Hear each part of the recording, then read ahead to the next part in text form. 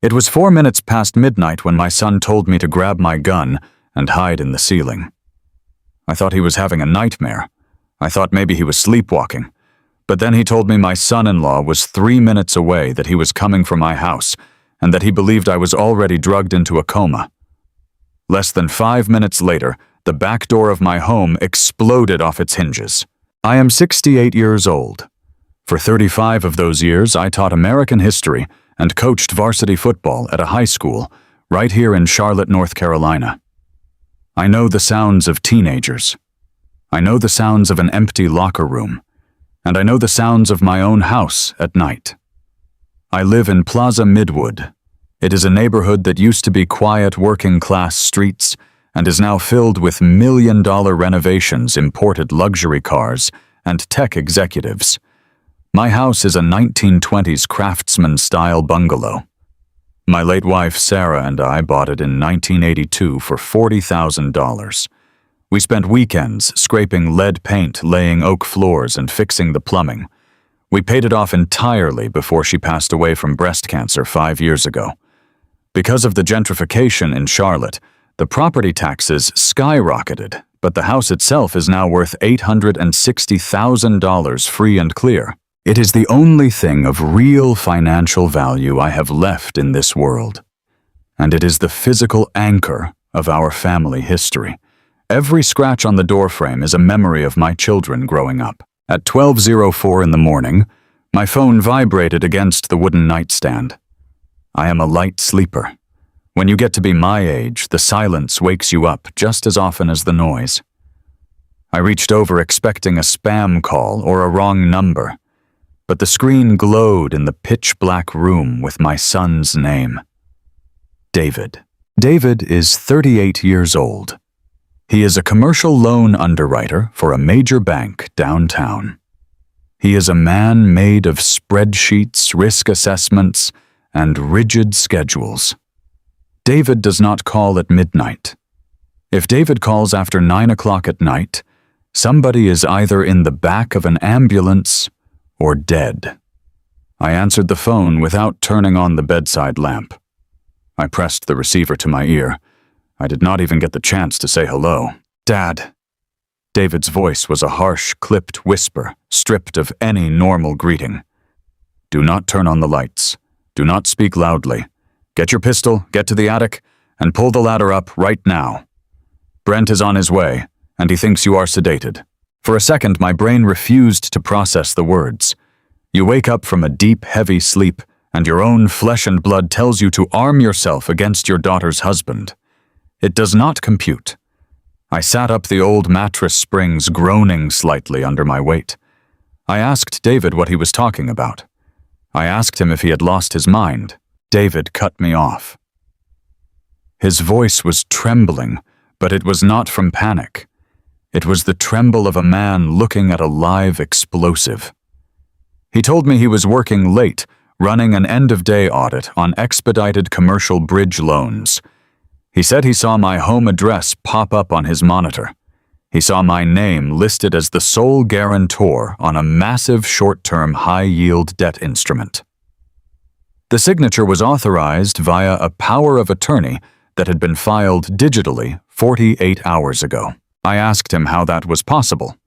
I told him I never signed a power of attorney. David said Brent filed it. He said Brent was using the $860,000 of equity in my house as collateral for a commercial loan. David explained that the legal attachment included a medical competency affidavit signed by a private physician claiming I was suffering from rapid onset dementia and was entirely unfit to manage my own estate. David said Brent was driving to my house right now to physically steal the original trust documents from my office because he needed to swap the pages before the bank finalized the disbursement in the morning. The word dementia hit me like a physical blow to the chest. Suddenly, a dozen small, strange things from the past 3 months clicked into a horrifying, crystal-clear picture. I did not ask my son any more questions. The absolute certainty in his voice was all the proof I needed. I dropped the phone onto the bed. I rolled out from under the heavy quilt. The original hardwood floor was freezing against my bare feet. As I walked to the heavy oak dresser in the corner of the room, the image of Brent Caldwell burned in my mind. Brent is my son-in-law. He is a commercial real estate broker. He is a man who measures his worth by the logo on his steering wheel and the price tag on his watch. He drives a leased German sports car, wears custom suits that are too tight, and talks to service workers like they are stray animals. I never liked him. From the moment my daughter Emily brought him home to meet us, my instincts screamed that he was a slick, empty parasite wearing a necktie. But my wife Sarah was dying of cancer at the time. Sarah was the ultimate peacemaker. She saw how much Emily thought she loved him. On her hospice bed, Sarah held my hand, her grip weak and fragile, and made me promise not to drive Brent away. She made me promise to keep the family together for Emily's sake, to swallow my pride and support them. So I did. I honored my dying wife's wish. I smiled at Sunday dinners. I let Brent sit at my table and talk down to me about his big commercial deals and his aggressive market predictions. I even let him give me those fancy vitamin supplements he swore would help my joint pain. The vitamins. I stopped in the middle of the dark bedroom, my blood running ice cold, as the realization washed over me. For the last few weeks after taking those large white capsules, he insisted I try. I had been waking up groggy, confused, and unsteady on my feet. I had been leaving my keys in the refrigerator. I had stumbled on the front porch in broad daylight. My neighbor across the street had asked if I had suffered a mild stroke. My friends at the community center had noticed I was losing my train of thought mid-sentence. I thought it was just age catching up with me. I thought my mind was finally failing. Brent was not giving me vitamins. He was giving me heavy sedatives. He was chemically manufacturing the visible symptoms of cognitive decline so he could build a paper trail of medical incompetence. He was poisoning an old man at his own Sunday dinner table to steal the roof over his head. The anger that flared inside my chest was thick and suffocating. It was not the hot, blinding rage of a young man looking for a bar fight. It was the cold, calculated fury of an old football coach who realizes the opposing team has been paying off the referees the entire game. I opened the bottom drawer of the dresser, reached beneath a stack of thick winter sweaters, and pulled out my Colt 1911. The metal was heavy and ice cold in my hand. I checked the magazine by touch in the dark. It was full. I slid it back into the grip and chambered around. The sharp mechanical clack of the slide echoed in the silent bedroom. It was a sound I had not made inside this house in over a decade. I moved quietly out of the bedroom and into the dark hallway. I did not turn on a single light. I know every inch of this house blindfolded. I know which floorboards creak and which ones stay silent. I walked past the framed photographs lining the walls. Pictures of Emily graduating from college. Pictures of David in his Little League uniform. Pictures of Sarah smiling on our front porch. I was not just defending real estate. I was defending the fortress of my family's memories against a predator who had sneaked in through the front door. I reached the hallway ceiling access panel located just outside the guest bathroom. I reached up and pulled the dangling cord. The wooden stairs unfolded with a soft squeak that sounded like a blaring siren in the absolute stillness of the house. I gripped the pistol tightly in my right hand and grabbed the wooden railing with my left. I climbed the steps. My knees ached with a sharp, familiar pain. My breathing grew heavy. I am a strong man for my age, but hauling yourself into a pitch-black attic at midnight with a loaded firearm in your hand is not something you ever prepare for. I reached the top and hoisted my body onto the rough plywood flooring. I immediately smelled the dry, itchy scent of exposed fiberglass insulation cardboard boxes filled with old Christmas decorations and settling dust. I reached down, grabbed the bottom rung of the wooden ladder, and pulled it up behind me with a heavy grunt. I folded it into the ceiling space and closed the square hatch door as quietly as I could, plunging myself into total, suffocating darkness. I sat on the hard plywood floor, resting my back against a thick wooden support beam. The fiberglass insulation scratched at my bare arms. I gripped the Colt 1911 with both hands, now resting it on my knee. The house below me was completely silent. I could hear my own heart thudding violently against my ribs. I breathed slowly through my nose to keep quiet. I counted the seconds in the dark. 1 minute passed, then 2 minutes. The silence stretched out thick and heavy. I started to wonder if David had made a massive mistake. I started to wonder if the bridge loan application was just a computer glitch, or a banking error, or some terrible misunderstanding. Maybe Brent was safely asleep in his own bed across town next to my daughter. Maybe I was just a paranoid, crazy old man sitting in a dusty attic in the middle of the night, pointing a loaded gun at empty shadows. The sedatives Brent had given me earlier that evening at dinner were still humming in my bloodstream, making my head feel heavy and my thoughts feel sluggish. I bit the inside of my cheek hard enough to taste copper, using the sharp pain to force my brain to stay awake and focused. Then I heard it. Tires crunching softly on the wet leaves in the back alley behind my detached garage. A car engine cutting out, suddenly coasting to a stop in the driveway so it would not make any mechanical noise. Then came the soft, heavy thud of a car door closing. Then another door closing. He had brought someone with him. Footsteps. Fast, heavy footsteps moving across the brick pavers of my back patio. They were not creeping. They were not trying to be stealthy like normal burglars. They were moving with aggressive purpose.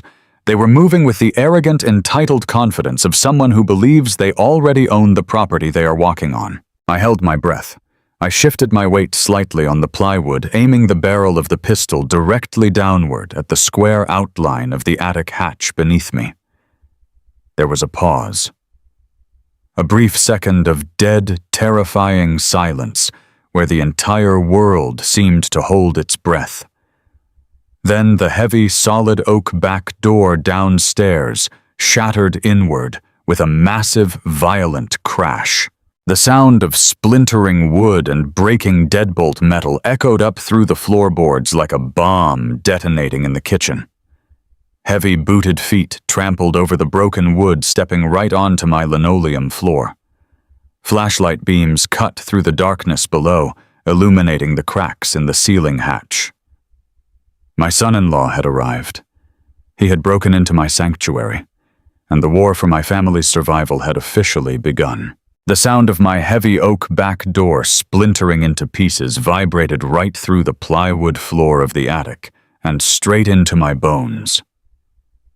I gripped my pistol tighter.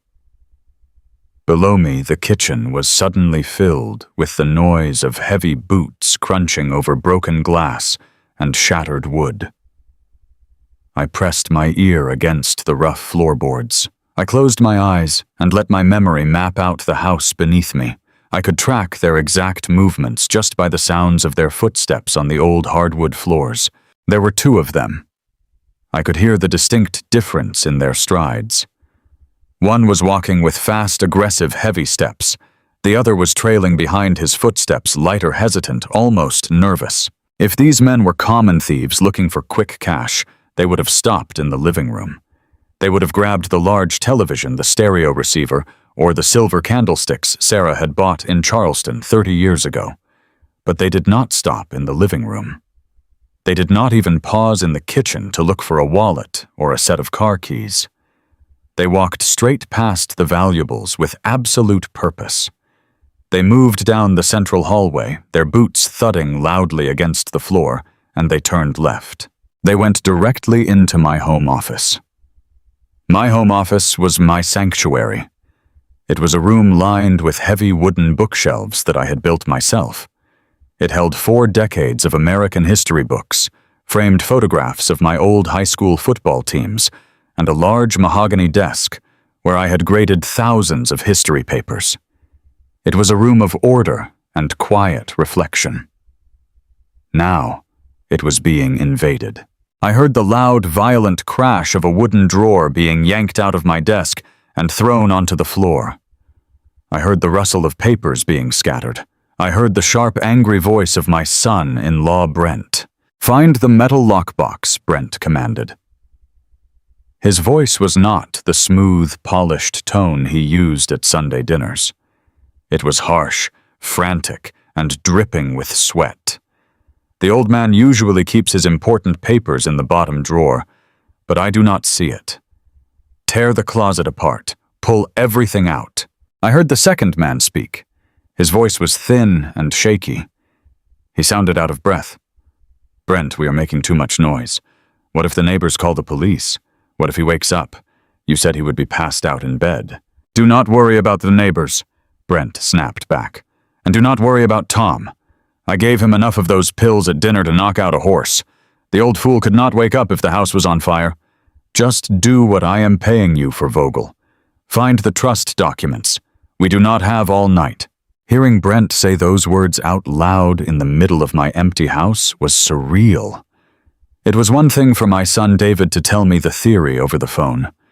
It was another thing entirely to hear the man who married my daughter openly admit to drugging me. A cold, heavy knot formed in my stomach. The pills. He had been planning this for weeks, slowly building the narrative of my decline, waiting for the perfect moment to strike. And he had brought a man named Vogel with him. I remembered the name from David's frantic phone call. Vogel was the shady private notary. He was the man who was going to illegally authorize the forged signatures. I heard Brent march out of the office and head toward my master bedroom at the end of the hall. He was going to check on me. He was going to stand over my bed and make sure his poison was working. I held my breath in the dark attic. The fiberglass insulation was irritating my skin, but I did not dare scratch it. I listened as Brent pushed open my bedroom door.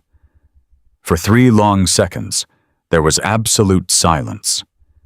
He was looking at the empty bed. He was looking at the quilt thrown back. Then the silence shattered. "Where is he?" Brent screamed. His voice cracked with sudden violent panic. He kicked the wooden doorframe. I heard him storm into the master bathroom, slamming the door against the wall. Empty. He checked the guest room. Empty. He ran back down the hallway to the office. The panic in his footsteps was obvious now. The calculated, slick real estate broker was losing his grip. "He is not here," Brent yelled at Vogel. "The bed is empty. The old man is gone." "What do you mean he is gone?" Vogel cried out. His voice was high-pitched and terrified. "You said he could not drive. You said he could barely walk straight. Did he go to the hospital? Did he call the police?" "Brent, if the police show up right now, I am going to prison. I have a prior conviction for wire fraud. I cannot get caught in this house." "Shut up," Brent roared. "Just shut up and think."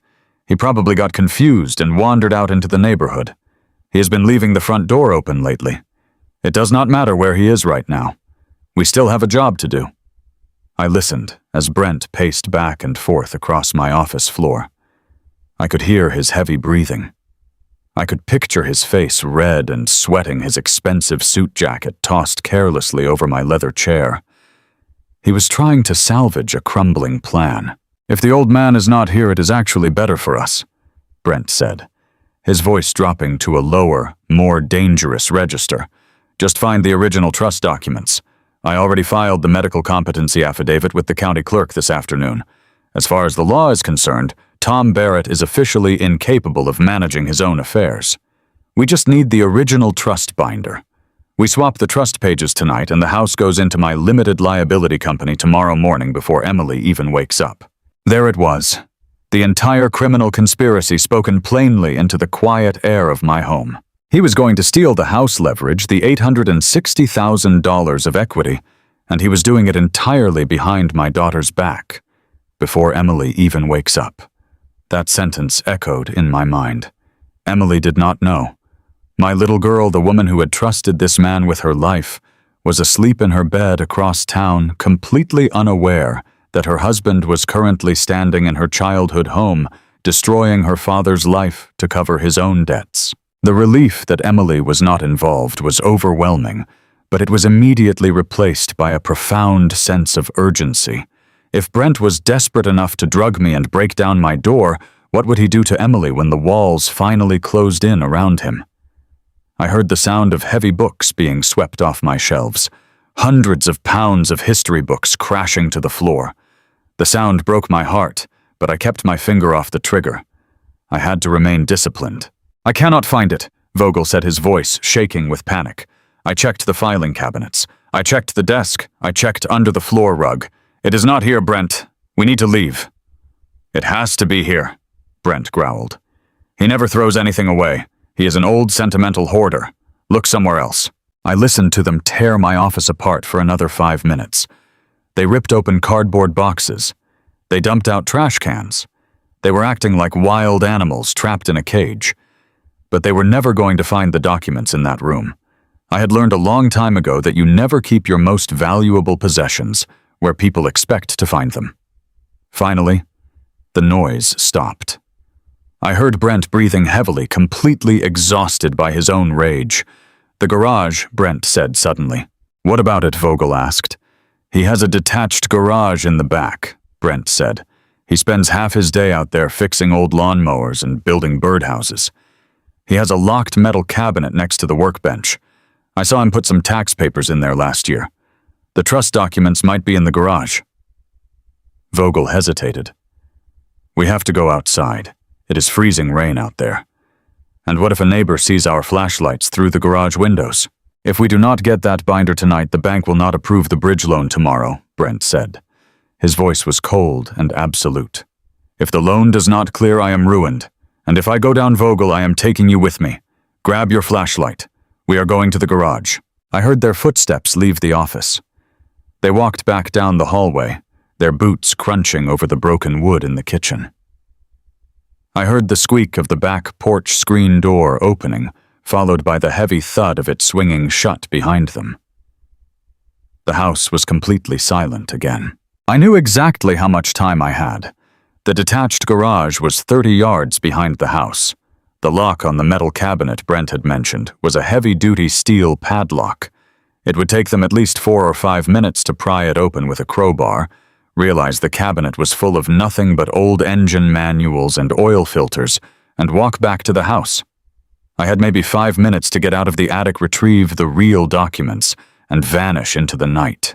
I moved fast. I slid the pistol into the waistband of my sweatpants. I reached out in the pitch-black darkness, grabbed the top edge of the attic hatch, and pulled it upward. The cool air from the hallway below rushed over my face. I lowered the wooden ladder carefully, holding my breath to keep the hinges from squeaking too loudly. I climbed down. Every joint in my body screamed in protest. My knees popped loudly in the quiet hallway. As soon as my bare feet touched the hardwood floor, I pushed the ladder back up into the ceiling and closed the hatch. I did not bother to wipe away the dust that had fallen onto the floor. It did not matter anymore. Brent already knew I was missing. I did not go to the kitchen. I did not go to my destroyed office. I walked silently to the small utility closet near the front entrance of the house. It was a narrow closet where Sarah used to keep the vacuum cleaner, the winter coats, and her gardening boots. Tucked all the way in the back, hidden beneath a pile of old, heavy winter blankets, was my red metal tool chest. It was a heavy, multi-tiered machinist tool chest that my own father had given me 50 years ago. It weighed almost 80 pounds.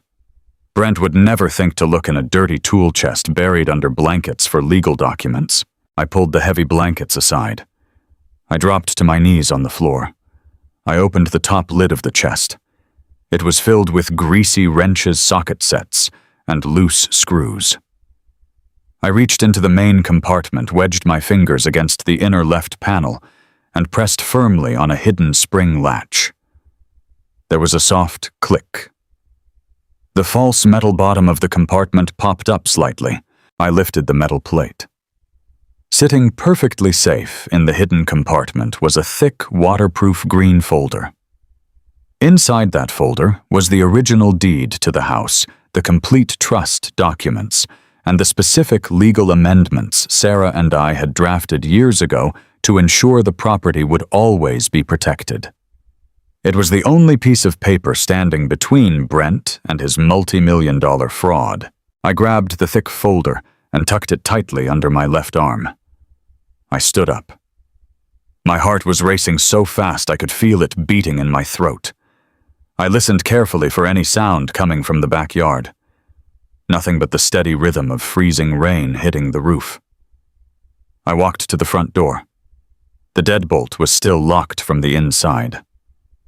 I turned the brass knob, slowly muffling the mechanical click with my hand. I opened the door just wide enough to slip my body through. The cold November air hit me like a physical wall. The freezing rain immediately soaked through my thin cotton shirt. I closed the front door behind me, making sure it latched silently. I did not have time to grab a coat. I did not have time to put on shoes. I stepped off the front porch in my bare feet. The concrete walkway was freezing, but I did not stop. I walked down the driveway, keeping my body low and hidden behind the thick holly bushes that lined my property. I looked over my shoulder one last time at the dark outline of my house. A place of warmth and memory had been turned into a crime scene by a man I had welcomed to my dinner table. I swore to myself right then, standing in the freezing rain, that I would not just stop Brent, I would destroy him. I reached the sidewalk and began to walk quickly down the dark, tree-lined street. The streetlights cast long, wet shadows on the pavement. My bare feet slapped softly against the cold concrete. 2 blocks away, parked under the heavy branches of a large oak tree, I saw the dim, orange parking lights of a pickup truck idling quietly. It was David. He was waiting for me. I gripped the green folder tightly against my chest, pulled my thin shirt tighter against the freezing wind, and started walking toward the truck to begin the war. I reached the passenger side of my son's truck. The freezing rain had numbed my feet completely. I pulled the heavy handle and climbed into the cab. The blast of the heater hit my face like a physical wall.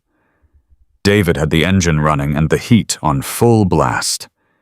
He did not say a word when he saw my bare feet or the soaked cotton shirt clinging to my chest. He just looked at the heavy green folder clutched in my arms. He put the truck in drive and pulled away from the curb. We drove through the empty streets of Charlotte. The city was asleep, completely unaware of the war that had just started in my living room. David kept his eyes on the wet road. We did not go to his house. We needed a place that was awake. We needed bright lights and bad coffee to keep our minds sharp. David pulled into the parking lot of an old 24-hour diner off Independence Boulevard. The neon sign was buzzing in the rain. We walked inside. The diner smelled like old fry grease and bleach. It was the kind of place where truckers and third-shift factory workers went to forget how tired they were. We sat in a corner booth in the very back. The red vinyl seats were cracked and patched with duct tape. A waitress with tired eyes brought us 2 mugs of black coffee without asking. I set the green folder flat on the sticky table. I kept my hand resting on top of it. David took a slow sip of his coffee. He looked older than 38, sitting under those harsh fluorescent lights. He leaned forward and lowered his voice. He told me everything. David works in commercial underwriting for one of the largest banks in the Southeast.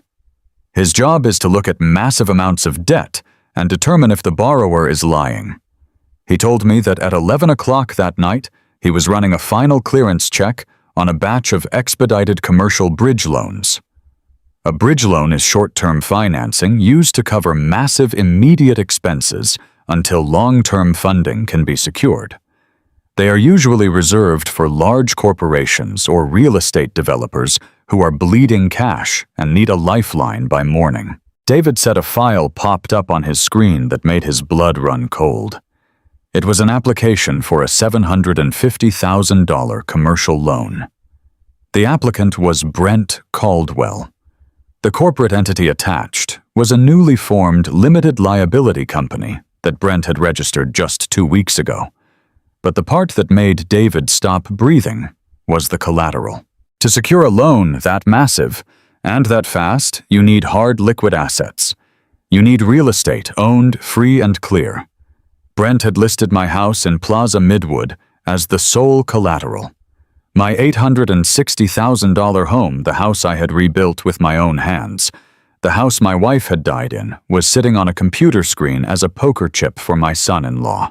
I asked David how Brent could possibly pledge my property. The deed was in my name. The trust was in my name.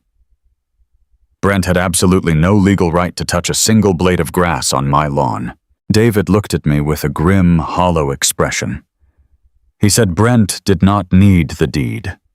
He said Brent had submitted a durable power of attorney alongside the loan application.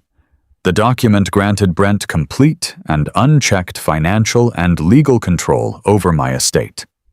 It was signed and stamped and officially notarized by a man named Vogel.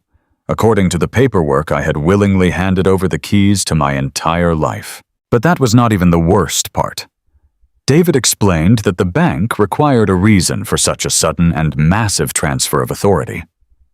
Brent had provided one. Attached to the power of attorney was a sworn affidavit from a private physician. The doctor claimed that he had examined me recently and determined that I was suffering from severe and rapid onset cognitive decline. The affidavit stated in cold clinical terms that I was a danger to myself and entirely incompetent to manage my own finances. The words settled over me like a thick, suffocating blanket. Rapid onset cognitive decline. Incompetent. I sat back against the cracked vinyl booth. I looked at the black coffee shaking slightly in my mug. The memory of the last 3 months began to play backward in my mind like a horrible movie. I thought about the Sunday dinners at Brent and Emily's house. I thought about the roasted chicken, the mashed potatoes, and Brent smiling from across the table. I thought about how he would always pour me a glass of iced tea and hand me a small plastic cup with 2 large white capsules. He told me they were high-grade joint supplements. He said his personal trainer swore by them, and he wanted to help me with the arthritis in my knees. He sounded so caring. He sounded like a good son-in-law trying to look out for an aging man. I told David about the pills. I spoke the words aloud in the quiet diner, and as I heard them, the full, sickening truth locked into place. After taking those capsules, I would drive home and feel a strange, heavy fog rolling into my brain. I would wake up the next morning feeling like I was walking underwater. I would forget where I put my keys. I would leave the stove burner on. I would stand in the middle of the grocery store and forget why I was there. My neighbor, a kind older woman named Barbara, had pulled me aside 2 weeks ago. She had looked at me with genuine pity and asked if I was feeling all right because I had spent 10 minutes trying to unlock my own front door with my car key. I had been terrified. I had spent the last few weeks secretly researching dementia symptoms late at night on my computer. I had cried alone in my bathroom, terrified that I was losing my mind, terrified that I was going to forget my own children, terrified that I was becoming a burden. Brent had not been giving me joint supplements. He had been feeding me pharmaceutical sedatives. He had been systematically poisoning me at his own dinner table to manufacture the visible symptoms of dementia. He needed witnesses. He needed my neighbors and my friends to see me stumbling and confused. He needed everyone in my life to slowly accept the lie that Thomas Barrett was losing his mind. He did all of this so that when he finally filed that fraudulent affidavit, nobody would question it. They would all just nod with sad, sympathetic faces and agree that it was time for someone else to take control. The sheer, calculated evil of it made my chest ache. It takes a special kind of monster to look a man in the eye, ask him about his week, and hand him poison with a smile. He was destroying my mind to steal my property, and he was using my daughter's home as his base of operations. I looked across the table at David. His hands were clenched into fists on the table. His knuckles were completely white. He told me that because the paperwork appeared legitimate, the loan was currently in the final stages of automated approval. The system was set to release the funds at 9 o'clock that morning when the main branch opened. The only thing Brent needed to finalize the theft was the original physical trust document. The bank required the original copy to be surrendered and replaced with an amended version naming Brent's company as the primary beneficiary. That was why he had broken down my back door. He needed the physical green folder that was currently sitting under my hand. Because I had escaped with the folder, Brent could not complete the final step today. We had bought ourselves a tiny window of time. But David warned me that Brent was desperate. Men who forge legal documents and drug their own family members do not just give up when they hit a roadblock. They escalate. We sat in that booth for hours. We drank cup after cup of bitter coffee. We planned our next move. We talked about calling the police, but David warned against it. If we called the police now, it would be my word against a notarized document and a doctor's sworn statement. Brent would just play the concerned son-in-law. He would tell the police that I was confused, that I had wandered away from home, and that my accusations about sedatives were just paranoid delusions caused by my declining mental state. The police would look at the paperwork, look at my recent history of confusion, and they would probably hand me right back over to him. We could not fight this with a simple phone call. We had to dismantle Brent entirely. We had to prove the fraud beyond a shadow of a doubt. Outside the diner windows, the sky began to turn a pale, bruised purple. The rain had stopped, but the streets were still slick and dark. It was approaching 6 o'clock in the morning. The city was starting to wake up. Delivery trucks were rumbling past on the boulevard. The waitress walked over to our table with her order pad. She looked exhausted, her apron stained with coffee. She placed a small green paper slip on the table between us. I reached for my wallet. It was an old leather wallet that I had shoved into the pocket of my sweatpants before David told me to hide in the attic. I pulled out my debit card. I have banked with the same local credit union for 30 years. I have never overdrawn an account. I have never missed a payment. I placed the plastic card on top of the receipt and slid it toward the edge of the table. "Let me get this, Dad," David said, reaching for his own wallet. "No," I replied, my voice raspy from exhaustion. "I am buying the coffee. It is the least I can do after you saved my life tonight." The waitress took the card and walked back to the cash register behind the pie case. She swiped the card through the old machine. I watched her press a few buttons, then she stopped. She frowned and swiped the card a second time. She waited a moment, looked at the screen and sighed. She walked back to our table and set the card down in front of me. She did not make eye contact. She just looked at the table. "I'm sorry, sir," she said quietly. "The machine says the card is declined. It says the account has been frozen. Do you have another form of payment?" The words hung in the air, heavy and absolute. Declined. Frozen. I looked at the plastic card sitting on the table. It was connected to my checking account, my savings account, and my retirement fund. It was the culmination of 40 years of teaching history and coaching football. It was every dollar I had saved to take care of myself and leave something behind for my children. David quickly handed the waitress a $20 bill and told her to keep the change. She nodded and walked away, leaving us alone in the sudden, crushing silence. I stared at the card. I did not feel angry in that moment. I felt entirely hollow. The reality of what Brent had done was finally making contact with the real world. The fraudulent power of attorney was not just a piece of paper sitting on a desk at David's bank. It was an active weapon, and Brent had already pulled the trigger. By filing that paperwork with the county, Brent had legally declared me incompetent. The financial institutions had been notified. The automated systems had updated. Brent had seized control of my entire financial existence while I was sitting in the dark attic. I could not buy a cup of coffee. I could not pay a lawyer. I could not buy gas for my car. I was 68 years old, sitting in a diner in damp sweatpants, and I had absolutely nothing to my name except the green folder sitting under my hand and the pistol tucked into my waistband. My son-in-law had locked me out of my own life. He had built a cage around me while I was sleeping, and now he was tightening the bars.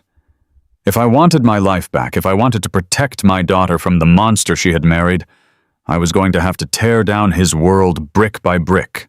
The sun came up over Charlotte like a bruised eye. The sky turned a pale, sickly gray, and the freezing rain finally slowed to a heavy drizzle. I was still wearing the same damp sweatpants and thin cotton shirt. My bare feet were completely numb against the floorboard of David's truck.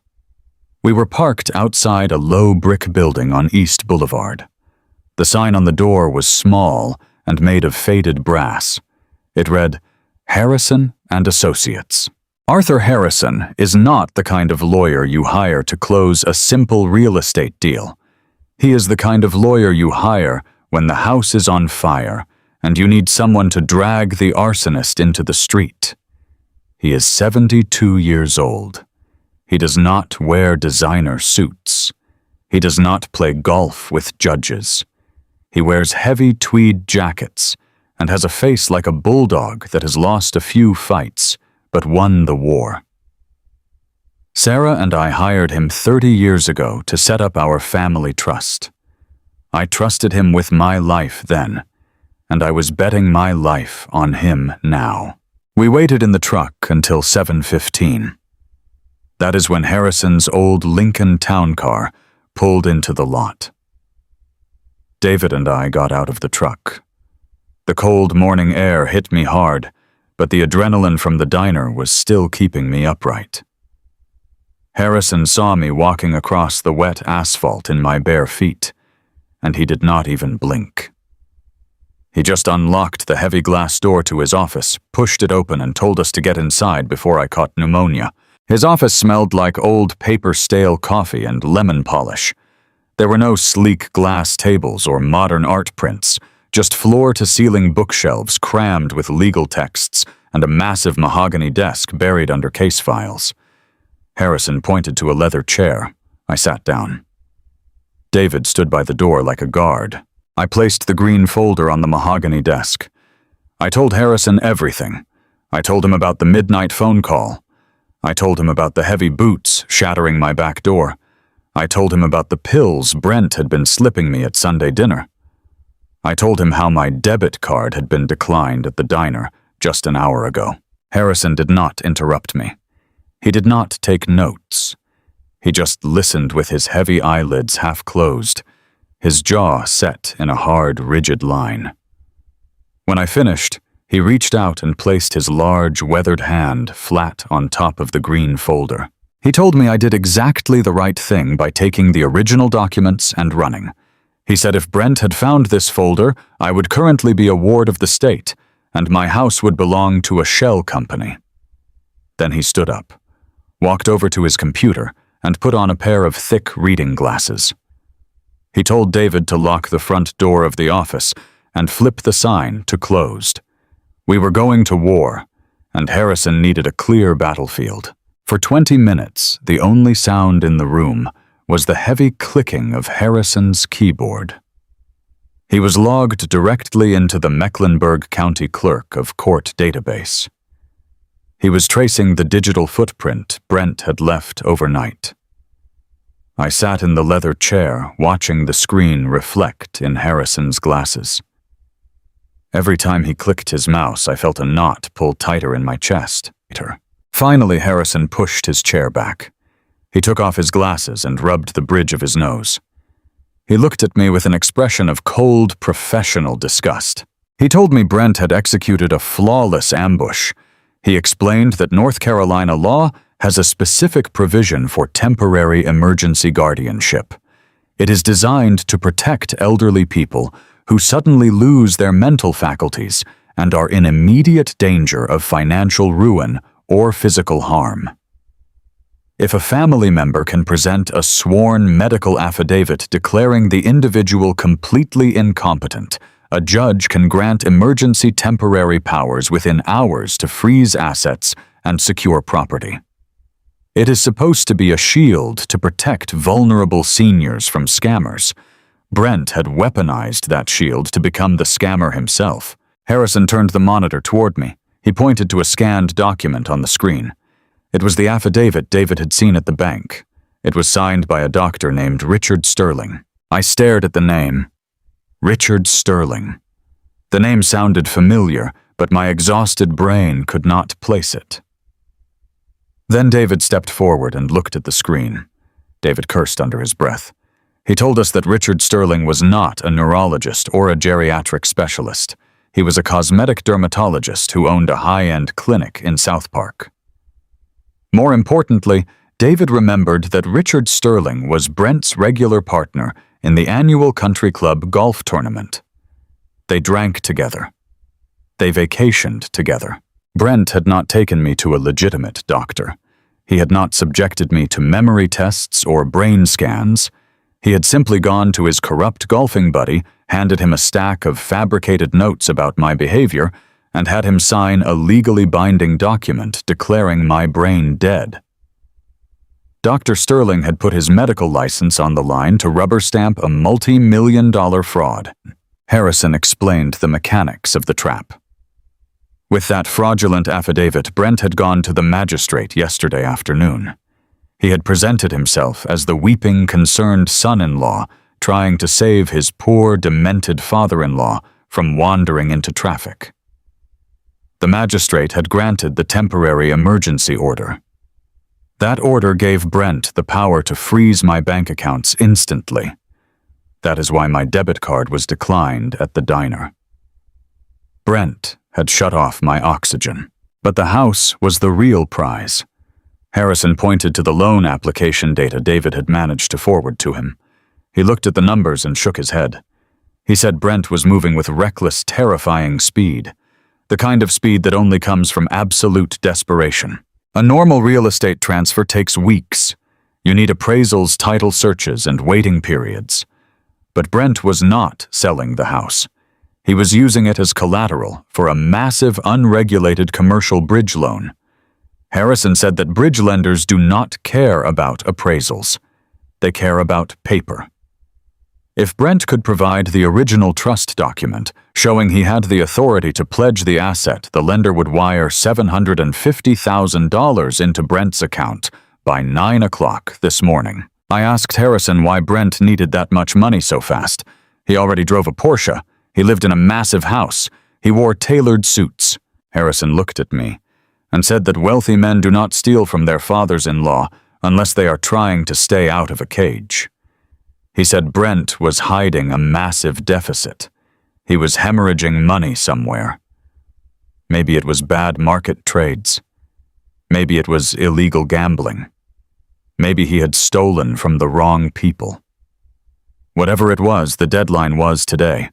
Brent needed that $750,000 to plug a hole in a sinking ship, and he was willing to drown my entire family to do it.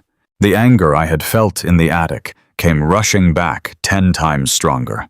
I had spent 40 years working to pay off that house. I had skipped vacations so I could make double mortgage payments. I had driven a rusted truck for 15 years so Emily could have a college fund. And this arrogant, slick parasite was trying to steal my entire life's work with a forged signature and a corrupt dermatologist. I stood up from the leather chair. I felt the heavy weight of the Colt 1911 still tucked into the waistband of my sweatpants. I looked at Harrison and told him I had heard enough. I told him to call the police. I wanted officers at Brent's house right now. I wanted them to kick down his imported mahogany front door just like he had kicked down my kitchen door. I wanted to see him in handcuffs. I wanted to press charges for breaking and entering elder abuse, wire fraud, and conspiracy. I reached into my pocket for my phone, but Harrison stepped around the desk and grabbed my wrist. His grip was surprisingly strong for a man his age. He looked me dead in the eye and told me to sit down. He said if I called the police right now, we would lose the war before lunch. I demanded to know how that was possible. He broke into my house. He forged a medical document. He froze my money. Harrison kept his voice perfectly level. He told me to think like a prosecutor, not like an angry father. He said if the police showed up at Brent's house, Brent would not confess. He would act shocked. He would show the police the legally binding temporary guardianship order signed by a judge. He would tell the officers that I was suffering from severe dementia, that I had become violent and paranoid, and that my son David was enabling my delusions. Harrison explained that white-collar crime is not handled by patrol officers responding to a 911 call. The police would look at the complex trust documents, the medical affidavit, and the bank transfers, and they would declare it a civil matter. They would tell us to take it to family court. And the moment the police left, Brent would know we were coming for him. He would immediately destroy the hard drive containing his real financial records. He would delete the emails with Dr. Sterling. He would shred any physical evidence linking him to the bridge loan. Worse than that, Harrison said Brent would still have the emergency guardianship order active. He could legally demand that the police return me to his custody for my own safety. The law was currently on his side because he had written the rules of the game before we even knew we were playing. I felt a cold sweat break out on the back of my neck. I realized Harrison was right. If I charged in with a badge and a gun, Brent would slip right through the cracks. He was too slick to be caught by a standard police dispatch. We needed an airtight trap. We needed undeniable proof of his intent before he even realized the trap had been sprung. But then Harrison said something that made my blood run entirely cold. He said we also needed to consider collateral damage. He said if we trigger a massive federal investigation into Brent's finances, the authorities will freeze every single asset connected to his name. They will seize his bank accounts, his cars, and his property. And because North Carolina is an equitable distribution state, they will look very closely at his spouse. He looked at me and asked the question I had been too terrified to ask myself since the phone rang at midnight. Where is Emily in all of this? The room went completely silent. David looked at the floor. I felt my stomach drop into a bottomless pit. My daughter, Emily. She had been married to Brent for 7 years. They shared joint bank accounts. Her name was on the mortgage of their massive suburban house. Her name was likely on the tax returns Brent was falsifying. If Brent went down for multi-million-dollar wire fraud, the federal government was not going to politely separate the husband's crimes from the wife's bank accounts. They would drag her into the fire right alongside him. Harrison asked me if Emily knew what her husband was doing. He asked if there was any chance she was complicit in the plan to steal my house. I immediately shook my head. No. I said it with absolute conviction. Emily was a good person. She was a kindergarten teacher who spent her weekends volunteering at the animal shelter. She loved me. She would never conspire to drug me and throw me onto the street. But as I said the words, a terrible, dark doubt crept into the edges of my mind. Emily had been distant lately. She had been missing my phone calls. When I went over for Sunday dinners, she seemed nervous, constantly looking at Brent before she answered a question. I had assumed she was just stressed with her teaching job and raising the kids. But what if she knew? What if Brent had manipulated her into believing I really was losing my mind? What if he had convinced her that putting my house into his company was the only way to protect the family? David spoke up. His voice was thick with emotion. He said Emily would never betray me. But he also admitted that Brent controlled every aspect of her life. Brent handled all the money. Brent paid all the bills.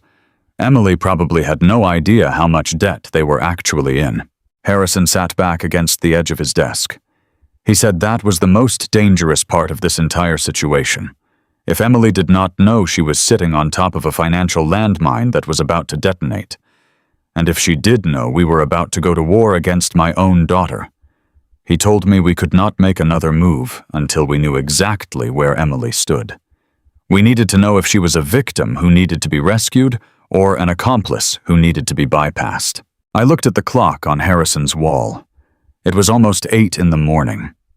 Brent would be leaving for his downtown office soon, desperate to find another way to secure the bridge loan now that he had failed to steal my documents. Emily would be alone at their house with my 2 grandchildren. I picked up the heavy green folder from the desk. I looked at David. I told him we were leaving. We were not going to call the police. We were not going to hide in the shadows anymore.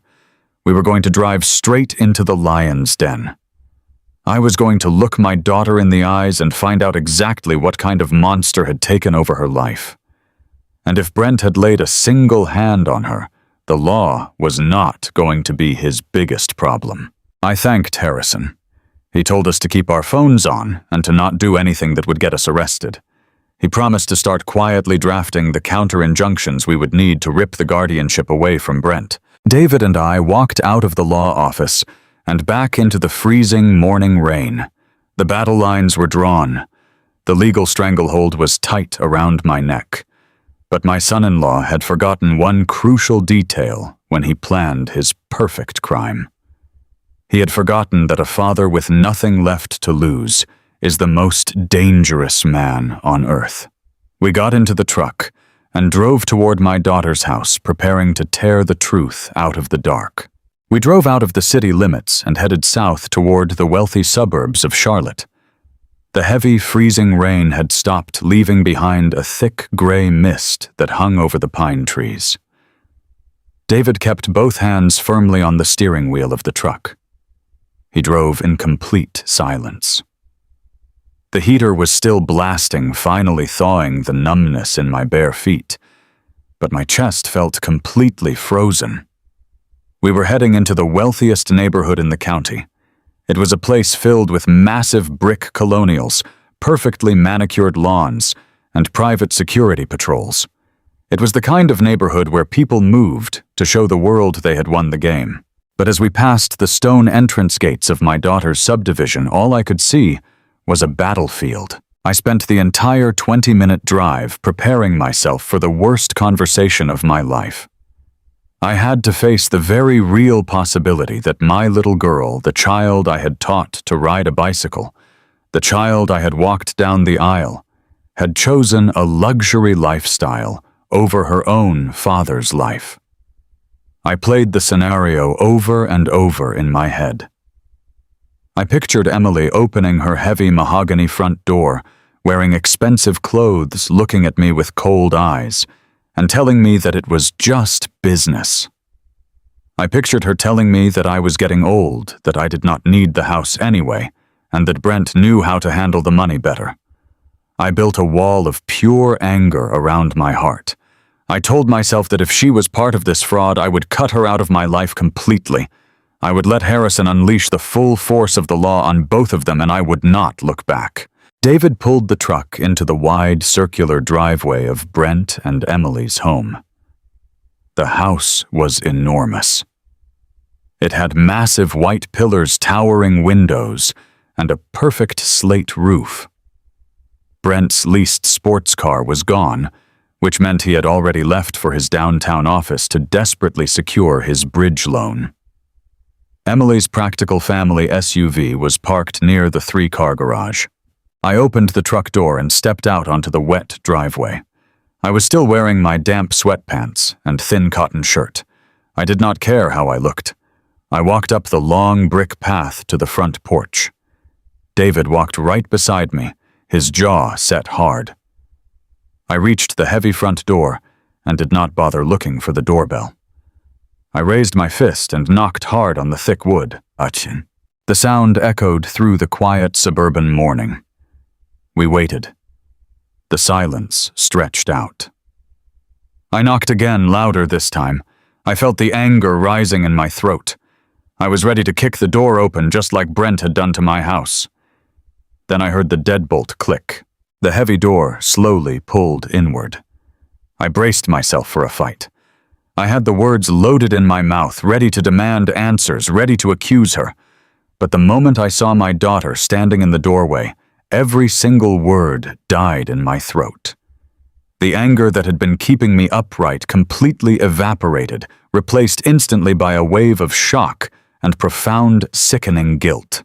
Emily did not look like the wealthy, arrogant accomplice I had built up in my head.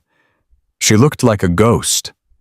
She was 34 years old, but standing in that doorway she looked fragile and completely broken.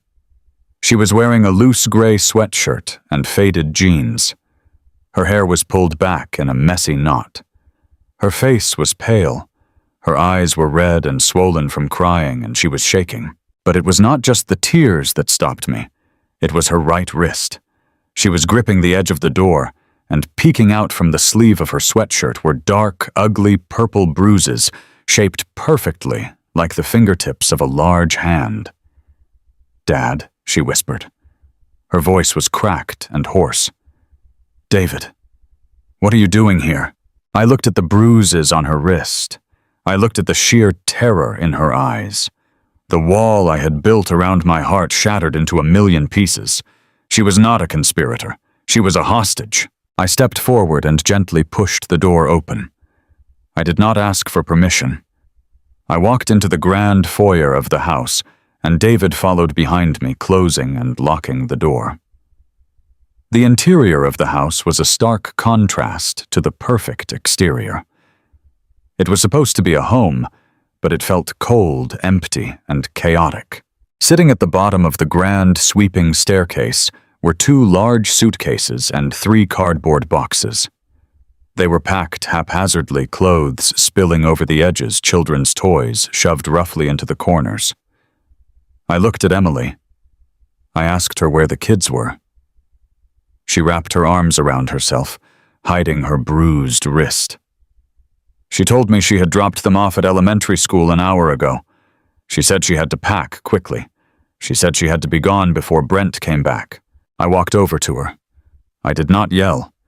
I kept my voice as calm and steady as I possibly could. I asked her what happened to her wrist. Emily looked at the floor. A single tear rolled down her pale cheek. She tried to wipe it away quickly. She said it was an accident. She said Brent had been stressed about work last night and grabbed her arm too hard when they were arguing. I am a history teacher, but I have also been a football coach for a long time. I know what an accident looks like, and I know what intentional violence looks like. I put my hands on my daughter's shoulders. I told her to look at me. I told her that Brent broke down my back door at midnight last night. I told her that he tried to steal my house while I was sleeping. Emily gasped. Her knees buckled slightly, and I had to hold her up. David rushed over and helped me guide her into the massive, sterile living room. We sat her down on a white leather sofa that looked like it had never been used. She buried her face in her hands and began to sob. It was not a quiet cry. It was the deep, agonizing weeping of someone who has been holding their breath for a year and finally realizes they are allowed to breathe. We sat there in silence, letting her cry.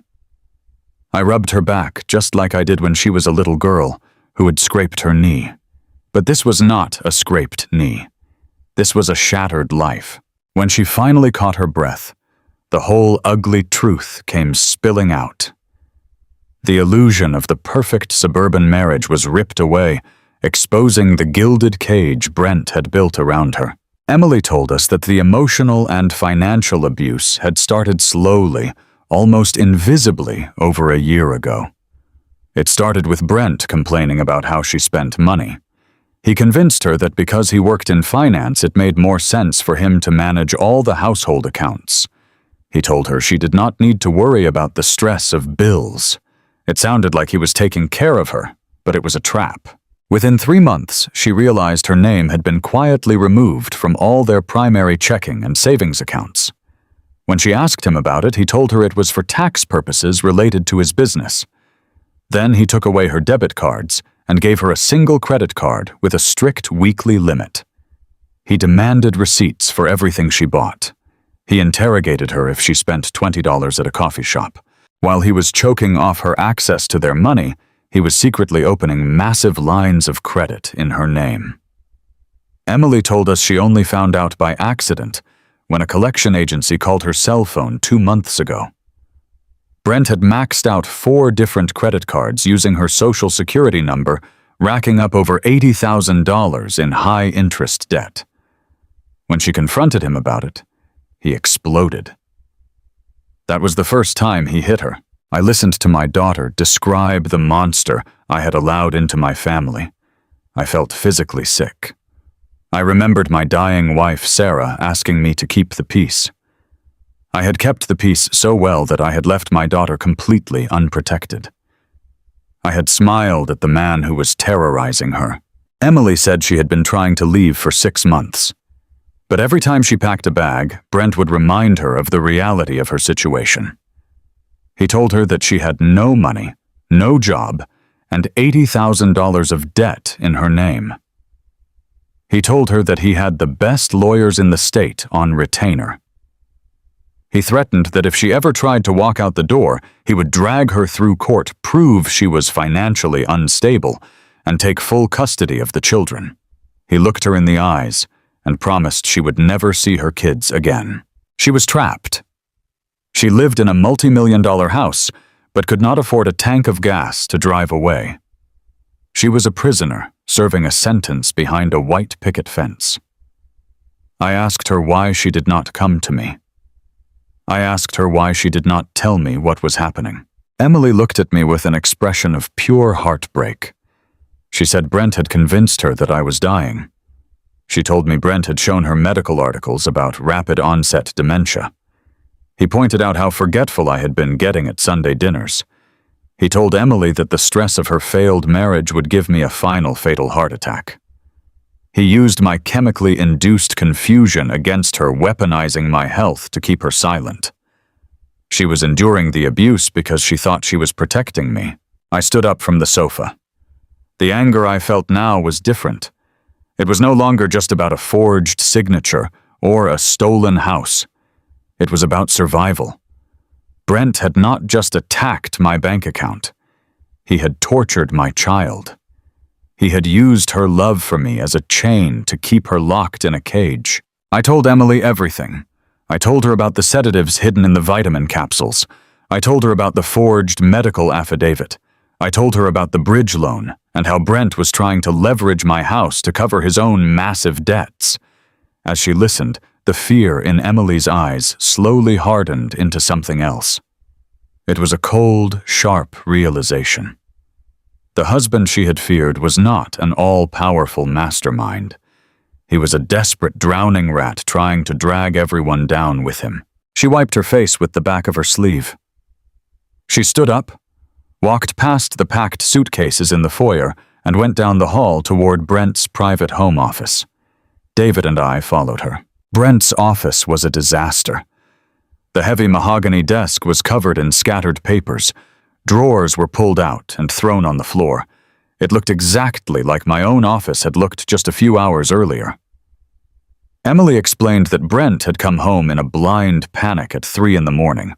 He had been screaming on his cell phone, tearing through his own files, desperately searching for a backup plan after failing to secure my trust documents. He was so panicked, Emily said, her voice turning steady and quiet, that when he rushed out of the house at dawn to meet with his lenders, he made a mistake. He forgot to lock his wall safe.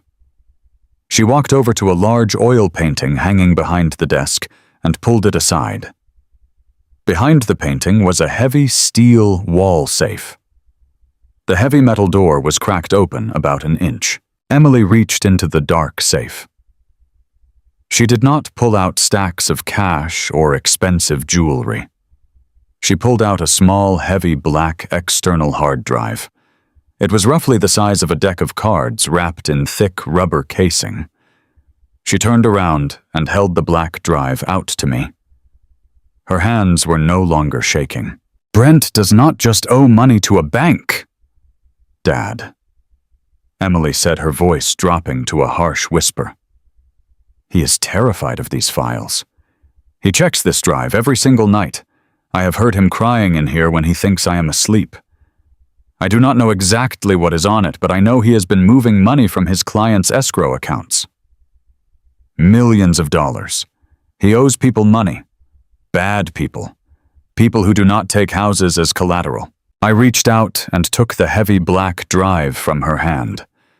It felt cold and dense. "This is his real ledger," David said, staring at the drive with wide eyes. "This is the proof. If this has the escrow transfers on it, he is looking at a decade in federal prison." I looked down at the small black device in my palm. This was the key. Brent had tried to use the law to steal my life, but this drive was the weapon we were going to use to bury him permanently. I looked at Emily. I told her to grab her suitcases. I told her she and the kids were coming to stay with David. The gilded cage was officially open, and it was time to burn the rest of Brent Caldwell's empire to the ground. We drove straight from that massive sterile mansion to David's house. The drive back into the city felt entirely different from the drive out. I was no longer a confused old man wondering if I was losing my mind. I was a father who had just pulled his daughter out of a burning building. Emily sat in the back seat of the truck with her arms wrapped tightly around her chest. She stared out the window at the gray highway, watching the rain hit the glass. She looked small, entirely drained of whatever energy had kept her surviving for the past year. I sat in the passenger seat with the heavy rubber-coated hard drive resting on my lap. It felt like I was holding a live grenade. David lives in a modest brick ranch house near the University District. It is a practical house for a practical man. The furniture is sturdy, the kitchen is clean, and there is no unnecessary luxury. We brought Emily's suitcases inside and set them in the spare bedroom. I told her to lie down. I told her that nobody was going to find her here, and that she was completely safe. She nodded, kicked off her shoes, and pulled a heavy wool blanket over her shoulders. She fell asleep almost the moment her head hit the pillow. Her body was finally crashing after months of running on pure adrenaline and terror. I closed the bedroom door quietly and walked back into the kitchen. David was already sitting at his wooden dining table. He had opened his thick, black, bank-issued laptop. The screen was glowing, illuminating his face in the dim kitchen. I walked over and set the black hard drive on the table next to the computer. "Plug it in," I said. My voice was low and rough. "I want to see exactly what he is hiding." David connected the small cable. A tiny blue light on the side of the drive began to blink rapidly. A password prompt popped up on the center of the computer screen. I felt a sudden drop in my stomach. I thought we were going to need a professional hacker or a police forensic unit to get past military-grade encryption. But David just shook his head. He reached into his shirt pocket and pulled out a small piece of paper. Emily had written something down for him before she went to sleep. "Brent is arrogant," David said quietly, his fingers hovering over the keyboard. "Arrogant men do not use complicated security. They use things that remind them of themselves." Emily said he uses this same password for his golf club locker and his private tablet. David typed in Brent's own birth date, followed by the model number of his leased Porsche. He hit the enter key. The screen went black for a fraction of a second, and then a massive directory of folders populated the screen. We were in. I pulled up a wooden chair and sat down next to my son. I am a retired history teacher. I know how to read old maps, military journals, and constitutional documents. I do not know how to read corporate financial software. But David does. He spends 50 hours a week staring at spreadsheets, analyzing risk, and hunting for corporate lies. He leaned forward, his eyes scanning the hundreds of file names. "Give me a minute," David said. He clicked on a folder labeled Master Ledgers. For the next 20 minutes, the kitchen was completely silent, except for the fast, rhythmic clicking of David's computer mouse. I watched his face. I saw his eyes widen. I saw the color completely drain from his cheeks. He took off his wire-rimmed glasses, rubbed the bridge of his nose, and let out a long, shaky breath. "This is not a bad market bet, Dad," David whispered. His voice was filled with a mixture of professional awe and absolute horror. "This is not a few maxed-out credit cards or a bad quarter at the brokerage firm. Brent has been running a massive, systematic embezzlement operation. I asked him to explain it to me plainly. No banking jargon, no Wall Street talk. I needed to know exactly what the monster had done." David pointed a shaking finger at the screen. He explained that Brent's commercial real estate firm handles massive transactions. When a corporation buys a multi-million-dollar office building, they do not just hand over a briefcase of cash. They put the money into an escrow account. Escrow is a temporary holding tank. It is supposed to be sacred. The broker holds the money in trust until the ink is dry on the final contracts, and then the money is legally transferred to the seller. David opened a spreadsheet that had thousands of rows of data highlighted in bright red. Brent had access to those holding tanks, David explained. Over the last 14 months, he has been quietly bleeding them dry. He has been skimming hundreds of thousands of dollars out of his clients' escrow accounts and transferring the money into offshore cryptocurrency wallets and high-risk shadow investments. He was chasing massive returns, probably trying to get rich quick so he could put the principal back before anyone noticed. But the market crashed on him. The investments vanished. The money is entirely gone. I stared at the red numbers on the screen. I felt a cold chill run down my spine. I asked David how much money was missing. David scrolled down to the very bottom of the ledger. He highlighted a single cell. $2,140,000, David read the number aloud. It hung in the air like a death sentence. Brent stole over $2 million of his clients' money. That is federal wire fraud. That is grand larceny. That is the kind of crime that gets you 20 years in a federal penitentiary. I sat back in my chair. The pieces of the puzzle were finally snapping together, forming a terrifying, desperate picture. But there was still one piece missing.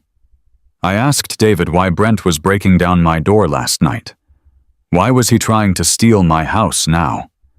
If he had been stealing money for over a year, why did he suddenly need $860,000 in the middle of the night? David clicked over to another folder. This one was labeled Internal Audits. "Because the clock just ran out," David said. "Look at this memo.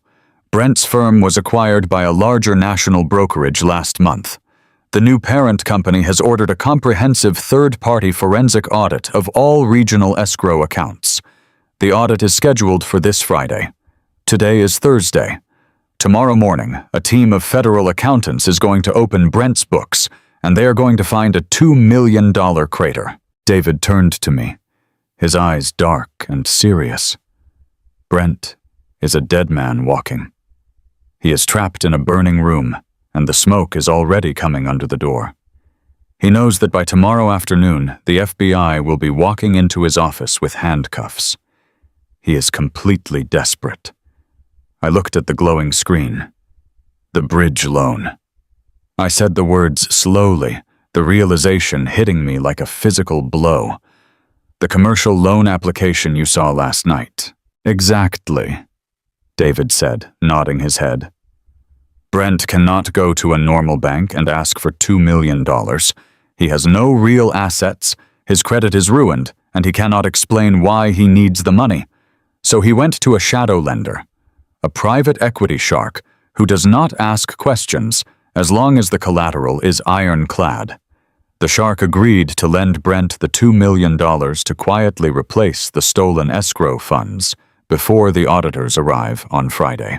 But shadow lenders do not work on handshakes," David continued. "They require massive, tangible leverage.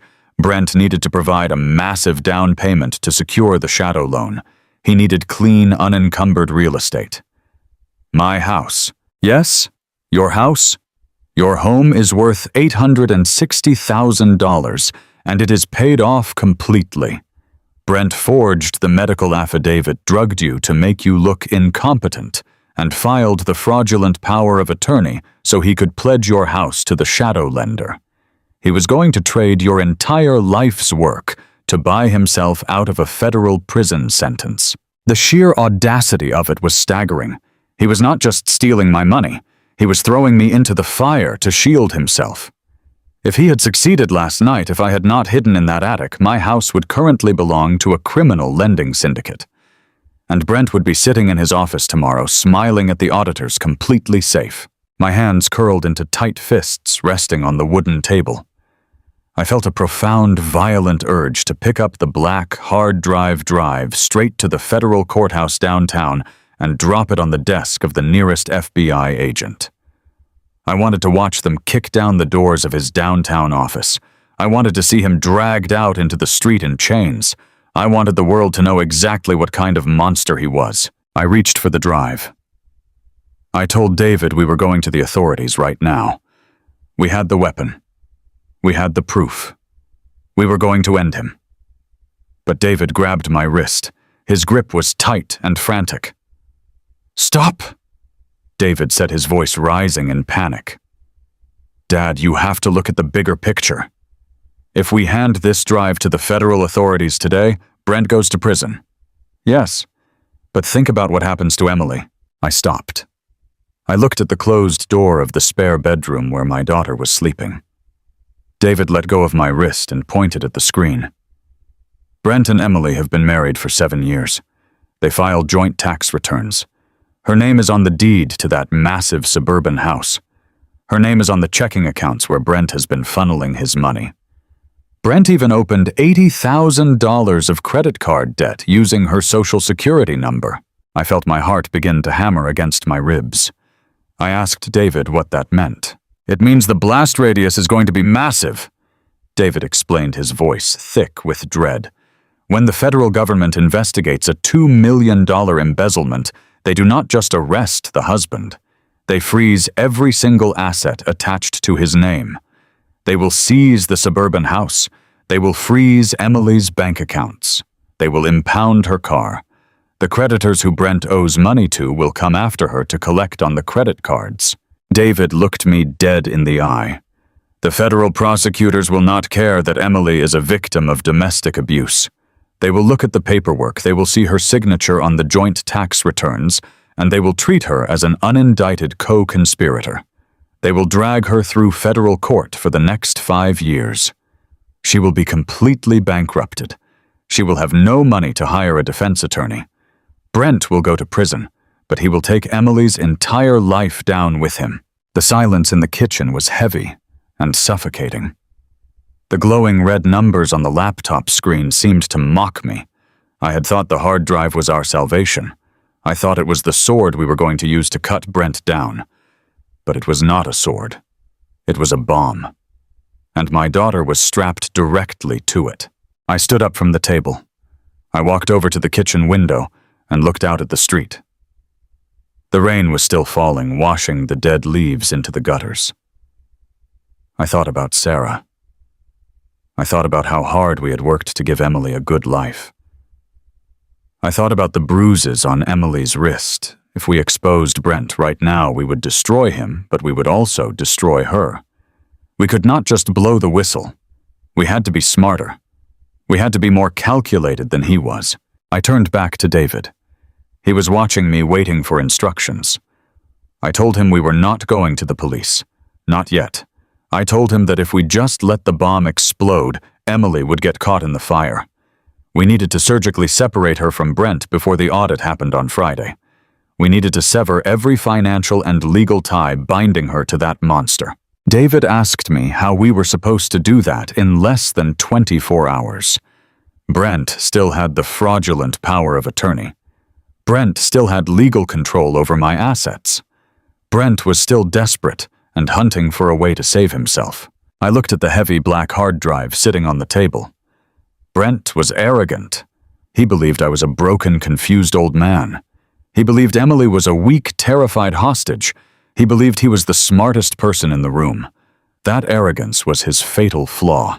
I told David we were going to use Brent's desperation against him. We were going to give him exactly what he wanted. We were going to offer him the house. We were going to make him believe he had won. We were going to set an iron trap, bait it with the equity of my home, and let him walk directly into it. And when the trap finally snapped shut, it would sever him from Emily, permanently leaving him entirely alone to face the consequences of his own greed. I told David to call Harrison, the lawyer.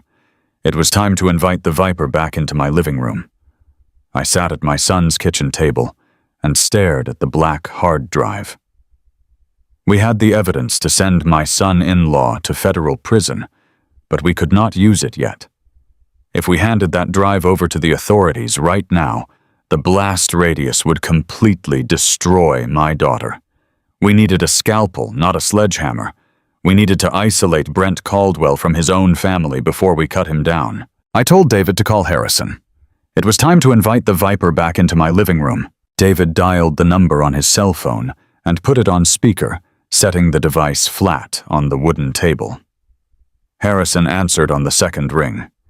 His voice sounded like gravel grinding against stone. I told him what we had found. I explained the stolen escrow accounts, the $2 million deficit, the shadow loan, and the audit scheduled for Friday morning. I told him that Brent was completely desperate, backed into a corner with his career and his freedom on the line. Then I told Harrison my plan. I told him we were not going to run anymore. We were going to give Brent exactly what he wanted. We were going to offer him a private signing of the trust documents at my house. Harrison went completely silent on the other end of the line. I could hear him breathing heavily. He is a careful man, a lawyer who has spent 50 years avoiding unnecessary risks. He warned me that inviting a desperate, cornered criminal back into my home was incredibly dangerous. He reminded me that Brent had already broken down my door once, and had already proven he was willing to drug me to get his way. I told Harrison I did not care about the danger. I told him that if we could get Brent to confidently execute his fraud on camera, and if we could get him to verbally admit that he was acting alone to cover his own debts, we could establish a definitive legal firewall around Emily. We could prove with his own arrogant words that my daughter was completely blind to his crimes. We could save her from the federal asset freeze. Harrison let out a long, heavy sigh. He told me it was a massive gamble, but it was the only way to surgically separate Emily from the wreckage. He agreed to set the bait. Harrison told us to stay perfectly quiet. He merged a second call into our line and dialed Brent's cell phone. The phone rang 3 times.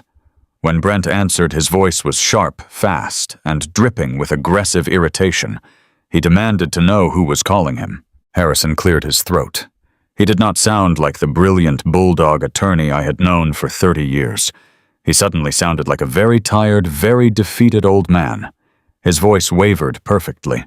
He introduced himself as Thomas Barrett's estate attorney. I heard Brent suck in a sharp breath. He instantly went on the defensive. He told Harrison that he had legal medical authority over my estate, and that any interference from a former lawyer would be met with immediate litigation. He was trying to sound like a dominant corporate powerhouse, but underneath the bluster, I could hear the absolute panic of a drowning man. Harrison played his part flawlessly. He did not argue. He did not threaten. He surrendered. Harrison told Brent that there was no need for litigation. He sighed heavily into the phone and said that the family was simply exhausted. He told Brent that my son David had found me wandering the neighborhood in the freezing rain early this morning, completely confused and disoriented. Harrison spun a beautiful lie. He said I had forgotten where I lived and was rambling about trust documents and bank accounts. Harrison told Brent that the family finally understood the gravity of my mental decline. He said that while David was initially angry about the emergency guardianship, he now realized that I was completely unfit to manage my own affairs. Harrison said that nobody wanted a messy public court battle that would humiliate a respected retired teacher. Therefore, Harrison continued, his voice sounding entirely resigned. The family is willing to cooperate quietly. We understand you need the original trust documents amended to secure your business interests and manage the estate. Thomas is currently resting at his home. He is calm right now. We want to execute the transfer of the deed tonight privately before he has another severe episode of confusion. Sitting at the kitchen table, David and I held our breath. The bait was in the water. We waited to see if the shark would bite. For 10 seconds, there was nothing but dead silence on the line. Brent was calculating. A smart criminal would have immediately recognized that the situation had resolved itself too easily. A smart criminal would have brought his own lawyers, demanded a neutral location, and suspected a trap. But Brent was not a smart criminal. He was an arrogant narcissist, staring down the barrel of a federal audit that was less than 24 hours away. He needed the equity in my house by tomorrow morning to secure his shadow loan, or he was going to prison. His desperation completely blinded him to his own common sense. When Brent finally spoke, his voice had changed. The panic was gone, replaced by a sickening, triumphant arrogance. He actually chuckled. It was a cold, cruel sound. He told Harrison that it was about time the family accepted reality. He said he was glad David had finally stopped being stubborn and realized that his father belonged in an assisted care facility. Brent spoke about me as if I were already dead, as if I were nothing more than a piece of broken furniture taking up space in his new property. Brent agreed to the meeting, but he immediately began dictating the terms. His arrogance was taking total control. He demanded that the signing take place at my house in Plaza Midwood at 7 o'clock that evening.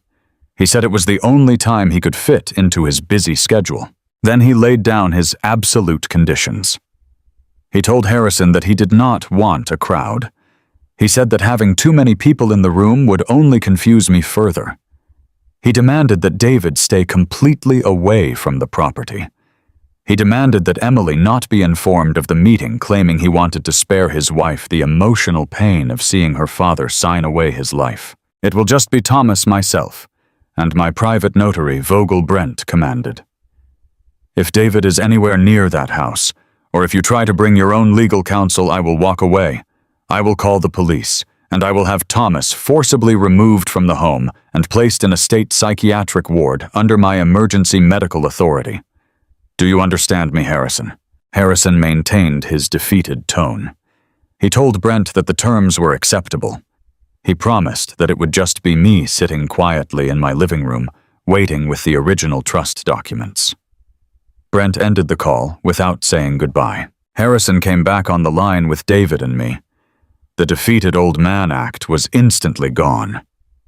Harrison sounded sharp and cold. He told us that Brent had swallowed the hook completely, but he warned me that Brent was coming to my house tonight expecting to dominate a helpless, drugged old man. Harrison told me I had to play the part of the victim perfectly right up until the exact moment the trap snapped shut. I thanked Harrison and ended the call. I looked at David. We had exactly 8 hours to turn my peaceful family home into a high-definition interrogation room. We did not waste a single minute. David went to a specialty electronics store on the other side of the city. He maxed out his own credit card to buy thousands of dollars worth of high-end surveillance equipment. He did not buy cheap battery-operated security cameras that you stick to a wall. He bought professional-grade hardwired digital recording equipment. He bought tiny 4K resolution lens modules that were no bigger than a shirt button. He bought omnidirectional microphones designed for corporate conference rooms. We drove back to my house in Plaza Midwood early in the afternoon. The neighborhood was quiet. The freezing rain had finally stopped, leaving the sky a pale, flat white. I walked up to my front porch and unlocked the door. Walking back into my own home felt entirely different this time. The splintered wood from the back door Brent had kicked in was still scattered across the kitchen floor. My home office was still torn apart, my history books thrown violently off their shelves. The house felt violated. It felt like a crime scene. But I was not going to clean it up. I was going to use it. David and I spent the next 4 hours wiring the living room. We pulled the heavy oak bookshelves slightly away from the walls and ran thin black cables along the baseboards, hiding them perfectly under the edge of the oriental rug Sarah had bought 30 years ago. We installed the first hidden camera inside the spine of a thick, hollowed-out encyclopedia sitting on the middle shelf. It provided a perfect wide-angle view of the entire room, capturing the front door, the sofa, and the heavy wooden coffee table where the documents would be signed. We installed a second camera behind the dark glass of the television cabinet, angling it specifically to capture the faces of anyone sitting on the sofa. We placed a third microscopic camera inside the soil of a large potted fern near the window, pointing directly downward at the coffee table to capture high-resolution footage of the actual paperwork and the physical signatures. David ran the microphone wires up into the ceiling, securing them behind the crown molding. He routed all the cables down through the air conditioning vent in the floor, connecting them to a massive digital recording deck hidden securely in the crawl space beneath the house. We set the system to record directly to 2 separate encrypted hard drives while simultaneously backing up the footage to a secure cloud server David had rented under a fake name. Even if Brent realized he was being recorded and managed to smash the cameras, the footage would already be thousands of miles away, locked behind a digital vault. By 6 o'clock in the evening, the technical setup was completely finished. The living room looked exactly as it always had. There was absolutely no visible trace of the electronic web we had just spun. We tested the audio. I sat on the sofa and spoke in a low whisper. David, monitoring the feed from his laptop in the crawl space, confirmed that the microphones picked up every single syllable with crystal clear precision. Now, I had to prepare myself. I went into my bedroom. I took off the fresh clothes David had given me earlier and put on a pair of old wrinkled slacks. I found a faded moth-eaten cardigan sweater in the back of my closet and put it on over a plain undershirt. I messed up my hair, making it look unkempt and unwashed. I took off my watch. I looked at myself in the bathroom mirror. I looked exactly like the man Brent wanted to see. I looked like a tired, broken, confused old man who was completely incapable of defending himself. I walked back into the living room. I set a half-empty mug of cold tea on the coffee table. I placed a crumpled tissue next to it. Finally, I took the heavy green waterproof folder containing the real trust documents and the deed to the house, and I placed it dead center on the wooden table. It was 6:45. David came up from the crawl space. He wiped the dirt off his jeans. He looked at me standing in my worn cardigan in the middle of the wired room. He walked over and hugged me tightly. He told me he would be parked 3 blocks away in the unmarked van with Harrison and the investigator from the Attorney General's office. He told me that they would be watching and listening to a live feed of everything that happened in the room. He promised me that the moment Brent committed the fraud on tape, they would be coming through the front door. I told my son to be careful and I locked the door behind him. I was completely alone in the house. The silence was thick and heavy, pressing against my eardrums. I walked over to my favorite armchair, the one Sarah used to sit in when she knitted in the evenings. I sat down slowly, letting my body slump forward. I let my hands tremble slightly, resting them on my knees. I slowed my breathing. I cleared my mind of all the anger, the outrage, and the desire for immediate violence. I buried the retired football coach deep down inside, and I let the frail dementia-riddled victim take over. I stared at the green folder sitting on the coffee table. The bait was set. The cameras were rolling. The trap was armed. At exactly 7 o'clock, heavy footsteps echoed on the front porch. A dark silhouette blocked out the light coming through the frosted glass of the front door. The doorknob rattled aggressively, followed by 3 loud, sharp knocks that sounded like gunshots in the quiet house. My son-in-law had arrived, and he had no idea he was walking straight into his own execution. The hours between Thursday afternoon and Thursday evening were the longest of my entire life. I sat alone in my living room. The house was perfectly quiet. The freezing rain from the morning had cleared away, leaving behind a cold gray twilight that crept through the large front windows. I was wearing an old moth-eaten cardigan over a faded undershirt. I had not shaved. I slouched deep into the cushions of Sarah's favorite armchair, practicing the posture of a defeated, broken man. I looked at the heavy green folder sitting dead center on my wooden coffee table. Next to it was a ceramic mug of tea that had gone completely cold. I had crumpled a few tissues and left them scattered on the table to complete the illusion. I needed to look like a man who did not know what day it was. I needed to look like a man who had simply given up fighting. Tension is a physical weight. It sits directly on your chest and makes every breath feel like you are pulling air through a wet, heavy wool blanket. I could hear the antique grandfather clock ticking in the hallway. Each swing of the brass pendulum sounded like a hammer hitting an anvil. I spent 40 years standing on the sidelines of high school football games watching the clock tick down in the final quarter with the state championship on the line. I know what high-stakes pressure feels like. But this was not a game. There was no trophy waiting at the end of this night. If I made a single mistake tonight, if I broke character for even a fraction of a second, my daughter would be dragged into a multi-million-dollar federal indictment, and my grandchildren would grow up visiting their mother through thick glass in a visitation room. I forced my hands to lay flat and limp against my knees.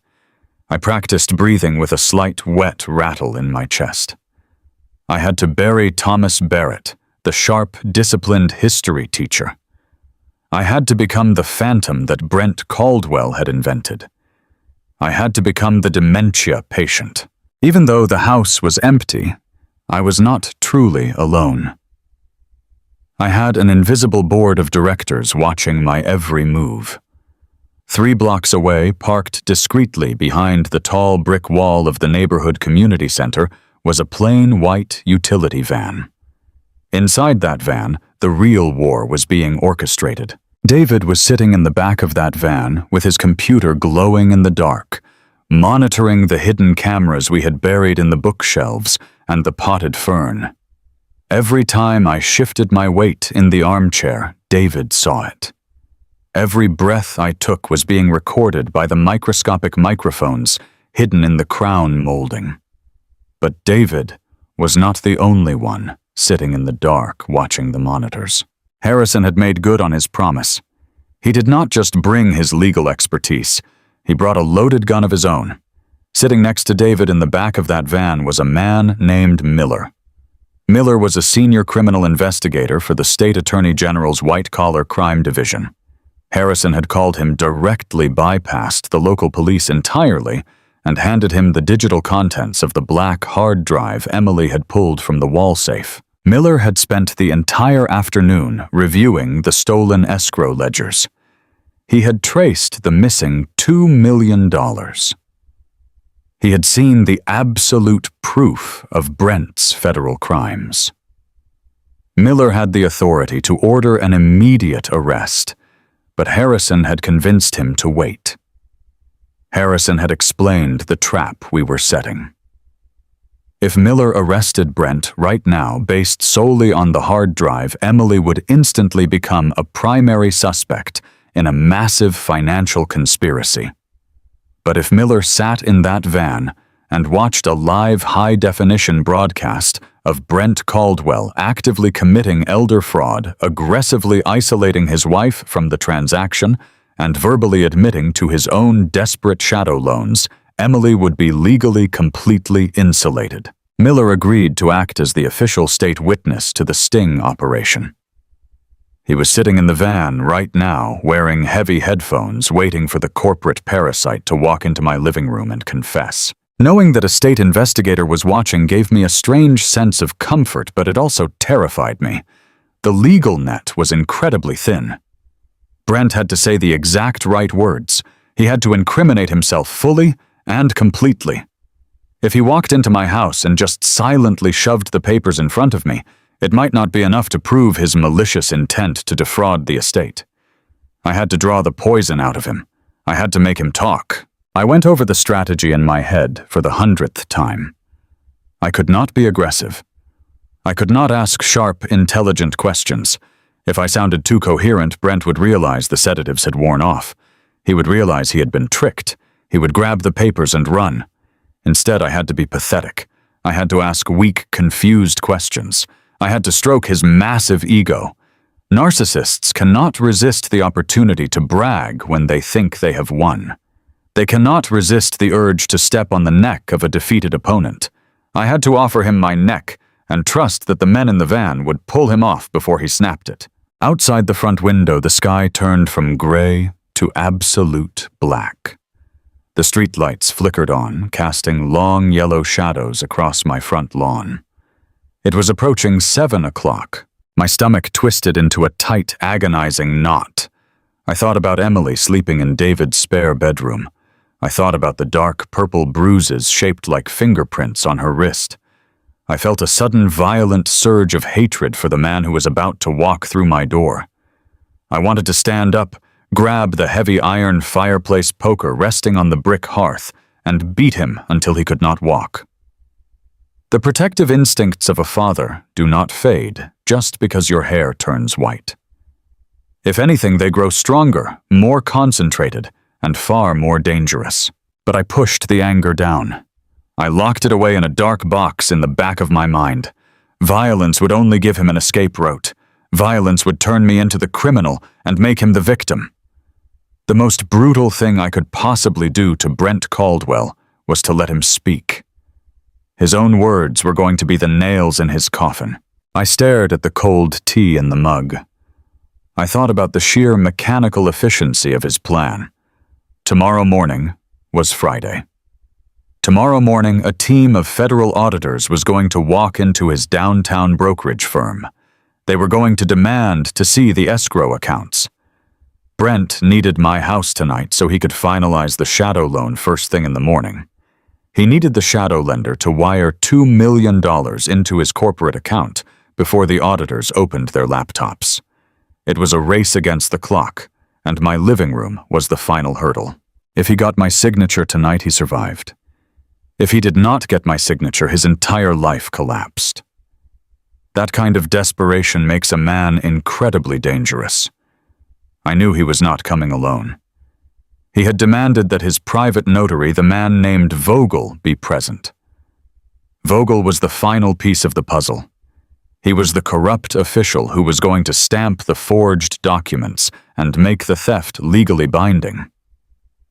Vogel had been terrified the night before when they broke into my house, but Brent had clearly forced him back into the fire. I had to make sure Vogel was captured clearly on the hidden cameras as well. His presence proved the conspiracy. It proved this was a coordinated, premeditated attack, not just a misunderstanding. The grandfather clock struck 6:45. The deep, heavy chimes vibrated through the floorboards. 15 minutes left. I closed my eyes and did a mental sweep of the room. The encyclopedia on the shelf was perfectly positioned. The camera hidden in its spine had a clear line of sight to the sofa. The television cabinet was dark, hiding the second lens. The potted fern near the window cast a soft shadow over the coffee table, concealing the microscopic camera pointing directly at the green folder. Every wire was buried. Every microphone was tuned to pick up even the softest whisper. My home, the place where Sarah and I had celebrated Christmases and birthdays, had been transformed into a lethal high-definition trap. I felt a strange sense of calm wash over me. It was the same calm I used to feel in the locker room right before we ran out onto the field for the championship game. The preparation was over. The game plan was set. Now all we had to do was execute. I let my shoulders slump forward again. I let my jaw hang slightly slack. I stared blankly at the wall, practicing the empty, hollow gaze of a man whose mind was slowly slipping away. At 7:02, a pair of headlights swept across the front curtains, casting sharp, bright beams of light across the living room wall. I did not move my head. I kept my eyes fixed straight forward. I heard the sound of tires crunching on the wet pavement in front of my house. Then the heavy, expensive thud of a luxury car door closing. Then a second door closing. They were here. Footsteps started up the concrete walkway. They were fast and aggressive. Brent was not walking like a son-in-law coming to visit a sick old man. He was walking like a conqueror coming to collect his spoils. He marched up the wooden steps of the front porch. His heavy shoes echoed loudly in the quiet suburban night. The brass handle of the front door rattled sharply. He did not bother to knock. He simply turned the knob and pushed the heavy oak door open. A blast of cold, damp evening air rushed into the warm living room. I did not turn my head immediately. I waited 2 full seconds, playing the part of a man whose reaction time had been severely dulled by heavy sedatives. Then I slowly, shakily turned my head toward the doorway. Brent Caldwell stood in the foyer. He was wearing a dark, expensive tailored suit that fit him perfectly. His hair was slicked back. He looked immaculate, but underneath the polished exterior, the scent of expensive designer cologne could not mask the sharp, acrid smell of pure, unadulterated desperation. He was sweating despite the cold air outside. His eyes were wide and frantic, darting around the living room to make sure we were completely alone. Standing directly behind him, looking like a terrified shadow, was Vogel. Vogel was a short, thin man clutching a black leather briefcase tight against his chest. He looked like he wanted to turn around and run back to the car. He kept looking nervously over his shoulder at the dark street. Brent stepped fully into the living room and closed the heavy front door behind him with a loud, definitive click. The lock engaged. We were sealed inside. Brent looked at me sitting in the armchair. He took in the moth-eaten sweater, the messy hair, the cold tea, and the crumpled tissues. A slow, cruel, incredibly arrogant smile spread across his face. He believed the illusion completely. He believed he had won. He believed I was nothing more than a broken stepping stone on his path to salvation. He walked over to this wooden coffee table, completely ignoring the fact that he was standing in the center of a high-definition recording zone. He did not ask how I was feeling. He did not apologize for breaking down my back door the night before. He unbuttoned his suit jacket, reached inside, and pulled out a thick, heavy stack of legal documents. "Let's make this easy," Tom Brent said. His voice was dripping with condescension and false authority. He slapped the thick stack of papers down on the wooden coffee table right next to the hidden camera in the fern. Brent stood in the center of my living room and looked down at me like I was a piece of garbage that had blown onto his perfectly manicured lawn. He reached inside his expensive tailored suit jacket and pulled out a thick stack of legal documents. He tossed them onto the wooden coffee table. The heavy papers landed with a loud slap right next to the cold mug of tea and the hidden camera concealed inside the potted fern. "Let us make this easy," Tom Brent said. His voice was loud and slow, dripping with the kind of condescension you use when you are speaking to someone who cannot understand you. He did not ask how I was feeling. He did not apologize for breaking my back door into splinters the night before. He simply unbuttoned his jacket and stood over me, demanding total surrender. I kept my eyes focused on the floor. I let my shoulders slump forward, burying my chin into the collar of my worn cardigan. I let my hands tremble visibly against my knees. I had to bury the anger burning in my chest. I had to remember that 3 blocks away, a state investigator was watching this live feed in the back of an unmarked van. The trap was set, but Brent had to be the one to step onto the trigger. I had to play the part of the broken, dementia-riddled victim flawlessly. I looked up at him slowly, keeping my eyes wide and hollow. I made my voice sound incredibly raspy and weak. I asked him what those papers were. I asked him why he was here so late, and if it was time for dinner yet. Brent rolled his eyes. He let out a sharp sigh of profound annoyance. He looked over his shoulder at his private notary Vogel. Vogel was standing near the front door, clutching his black leather briefcase to his chest. Vogel was sweating profusely. He looked terrified, shifting his weight from foot to foot, constantly glancing at the closed blinds, as if he expected the police to break through the glass at any moment. But Brent just smirked at him, a cruel, twisted little smile that communicated absolute victory. Brent was showing Vogel that there was nothing to fear, that the old man was completely gone, and that the theft was going to be effortless. Brent turned his attention back to me. He leaned over the coffee table, planting his manicured hands on the wood. He told me it was time to sign the paperwork. He said the family had held a meeting and decided it was best for me to give up the house. He said David and Emily both agreed that I was too sick to live alone anymore, and that my house needed to be transferred into his care so he could manage my medical expenses. It was a smooth, polished lie.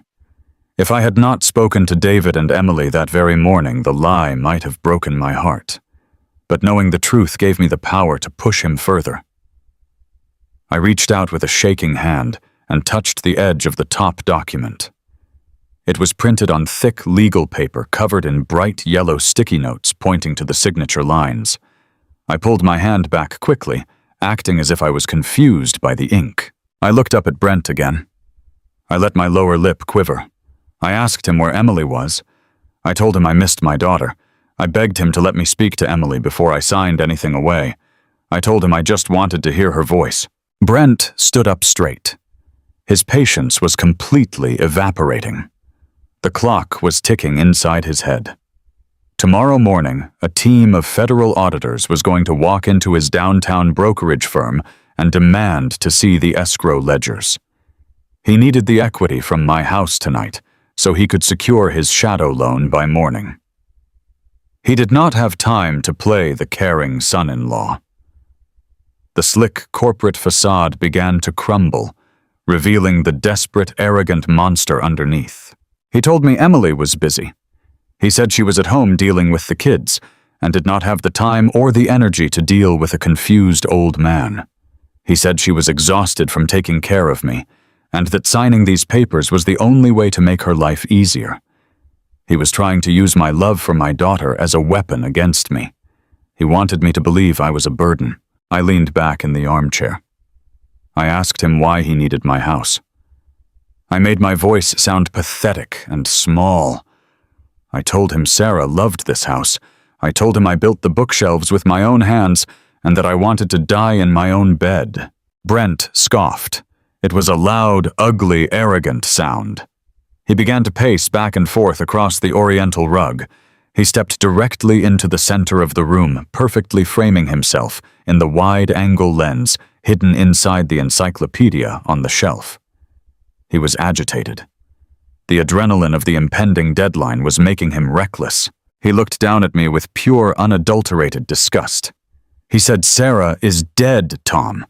He said the house is just a pile of wood and brick and I was too old and too sick to hold on to it anyway.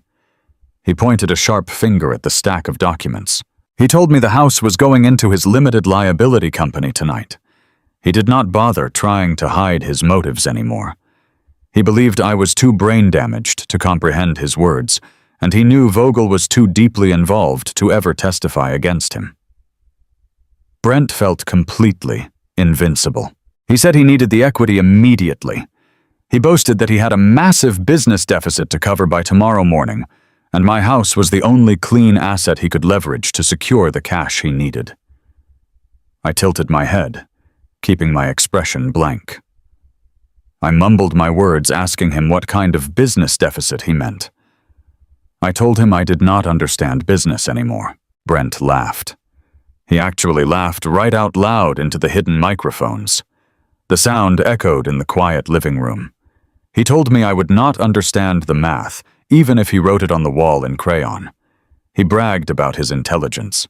He said he had been borrowing heavily from his clients' escrow accounts for over a year to make aggressive, high-yield market plays. He said the market had unexpectedly crashed and wiped out his positions. $2 million gone, Brent said casually, as if he were talking about misplacing a set of car keys. He confessed to federal wire fraud right there in my living room. He said the federal auditors were coming to his firm at 9 o'clock tomorrow morning. He said if he did not have the cash replaced in those accounts before they opened their laptops, he was going to prison. I let the silence hang in the room for a moment to ensure the microphones captured every single syllable of his confession.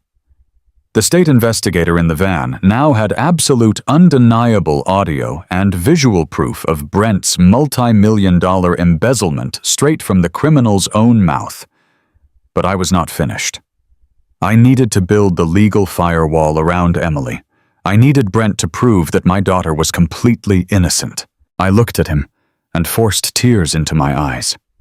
I asked him what would happen to Emily and the children if he went to prison. I begged him not to hurt my family. Brent stopped pacing. He stood right in front of the coffee table. He sneered at me. He said Emily was weak. He called his own wife a terrified little housewife who simply did whatever she was told. He said she knew absolutely nothing about the money, the escrow accounts, or the debt. He boasted that she was too stupid to figure out his financial maneuvers. He said that if he went down, the federal government would freeze all of their joint assets. They would take her house, her car, and the credit cards he had opened in her name. He looked at me with cold, dead eyes and said that was exactly why he was taking my house. He claimed he was sacrificing me to save his family. He told me I should be thanking him for having the courage to do what was necessary. The invisible board of directors in the van had just heard it all. Brent Caldwell had explicitly stated on tape that his wife had zero knowledge of his crimes, completely clearing Emily from the blast radius of the federal indictment. There was only one piece of the puzzle left. I needed him to admit to the physical abuse. I needed him to confess to the poison. I rubbed my eyes slowly with the back of my trembling hand. I slurred my words heavily. I told him my head felt so thick and heavy lately. I told him I could not think straight or remember my own name ever since I started taking those large white vitamin capsules he had been giving me at Sunday dinners. Brent leaned down over the table. He brought his face just inches away from mine. I could smell the sharp mint of his breath mixed with the sour sweat of his panic. He smiled a terrible, victorious smile. He told me they were not vitamins. He whispered the words like a dark secret he was proud to share. He said he had been slipping me heavy prescription sedatives for weeks. He bragged about how easy it was to drop the powder into my iced tea while I was looking the other way. He said he needed to make sure the neighbors and my friends saw me stumbling around like a confused old fool. He explained that he needed my medical incompetence clearly established on the public record, so his golfing buddy, the corrupt doctor, could sign the emergency guardianship affidavit without raising any red flags. He said the plan had worked perfectly. He said everyone believed I was losing my mind, and nobody was coming to save me. "You are a dinosaur, Tom," Brent hissed, his voice dripping with pure venom.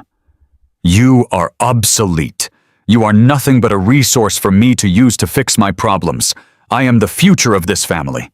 Now pick up the damn pen and sign the paper before I lose my temper."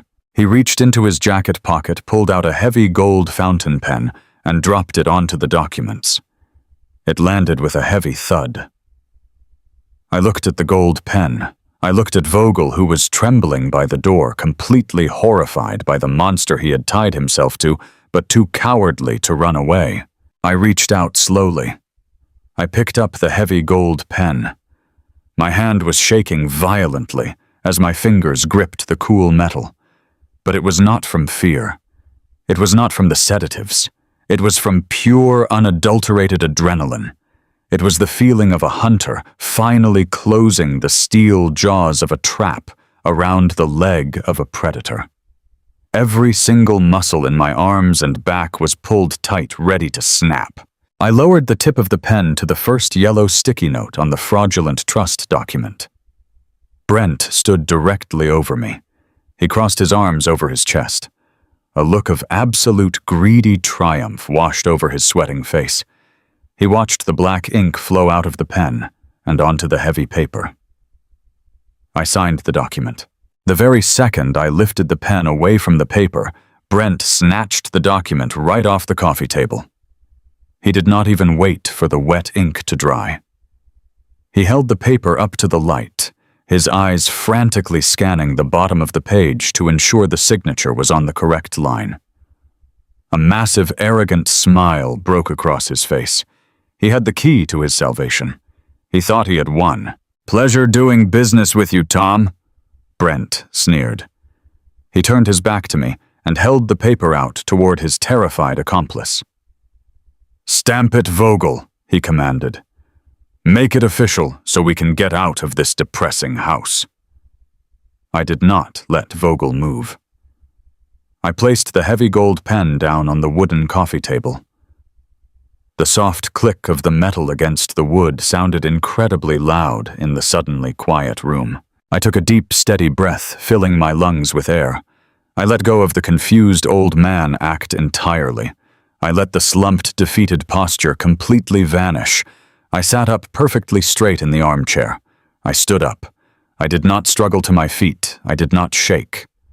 I rose to my full height with the smooth, practiced ease of a man who had spent his entire life working on his feet.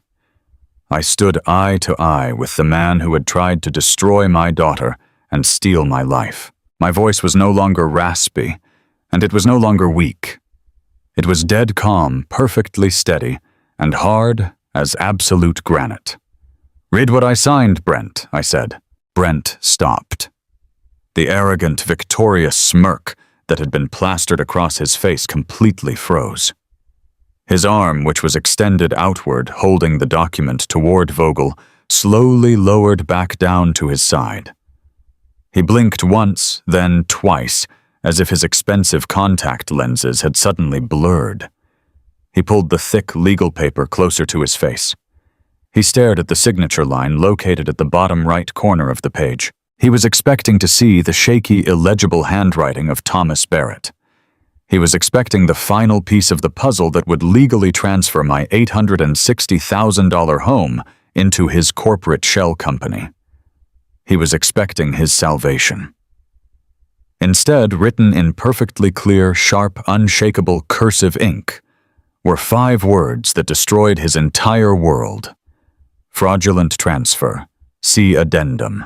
Brent stood completely still for 3 long seconds.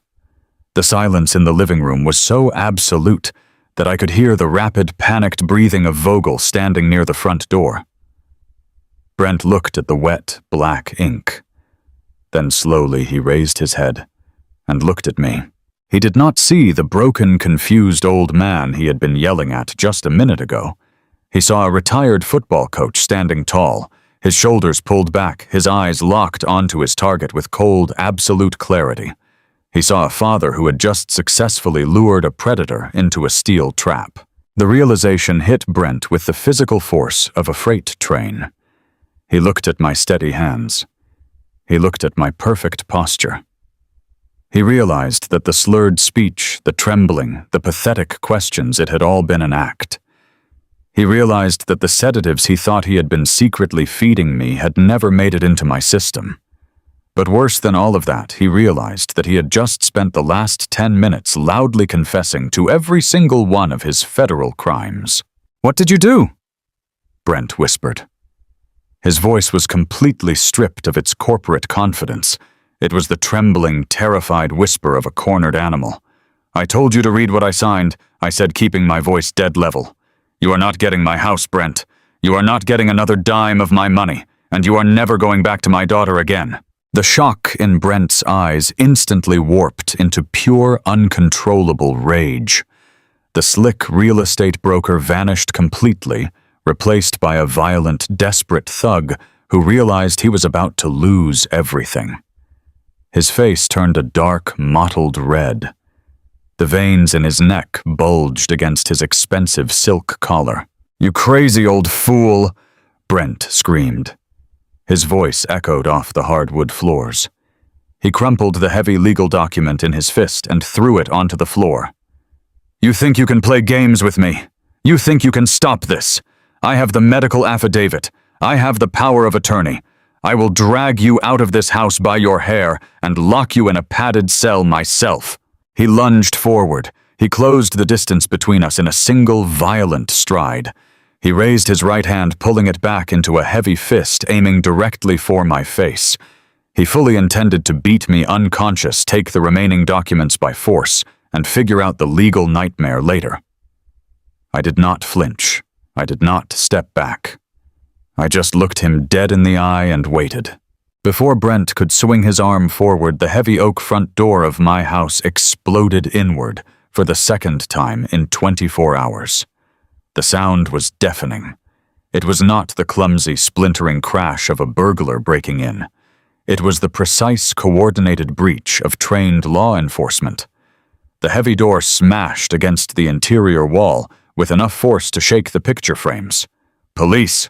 Nobody move. Keep your hands where we can see them." 2 uniformed Charlotte police officers rushed through the doorway. Their flashlights cut through the dim lighting of the foyer. They moved with absolute speed and discipline. One officer instantly grabbed Vogel, who let out a high-pitched shriek of terror, dropped his black leather briefcase, and immediately fell to his knees on the rug, with his hands laced behind his head. The second officer moved straight for Brent. He grabbed Brent by the shoulder of his tailored suit jacket, spun him around violently, and slammed him chest first against the solid wood of my bookshelves. The impact rattled the hidden camera resting inside the encyclopedia, but the lens kept rolling. Brent grunted in pain. He tried to push himself off the bookshelves, instinctively resisting the physical control of the officer.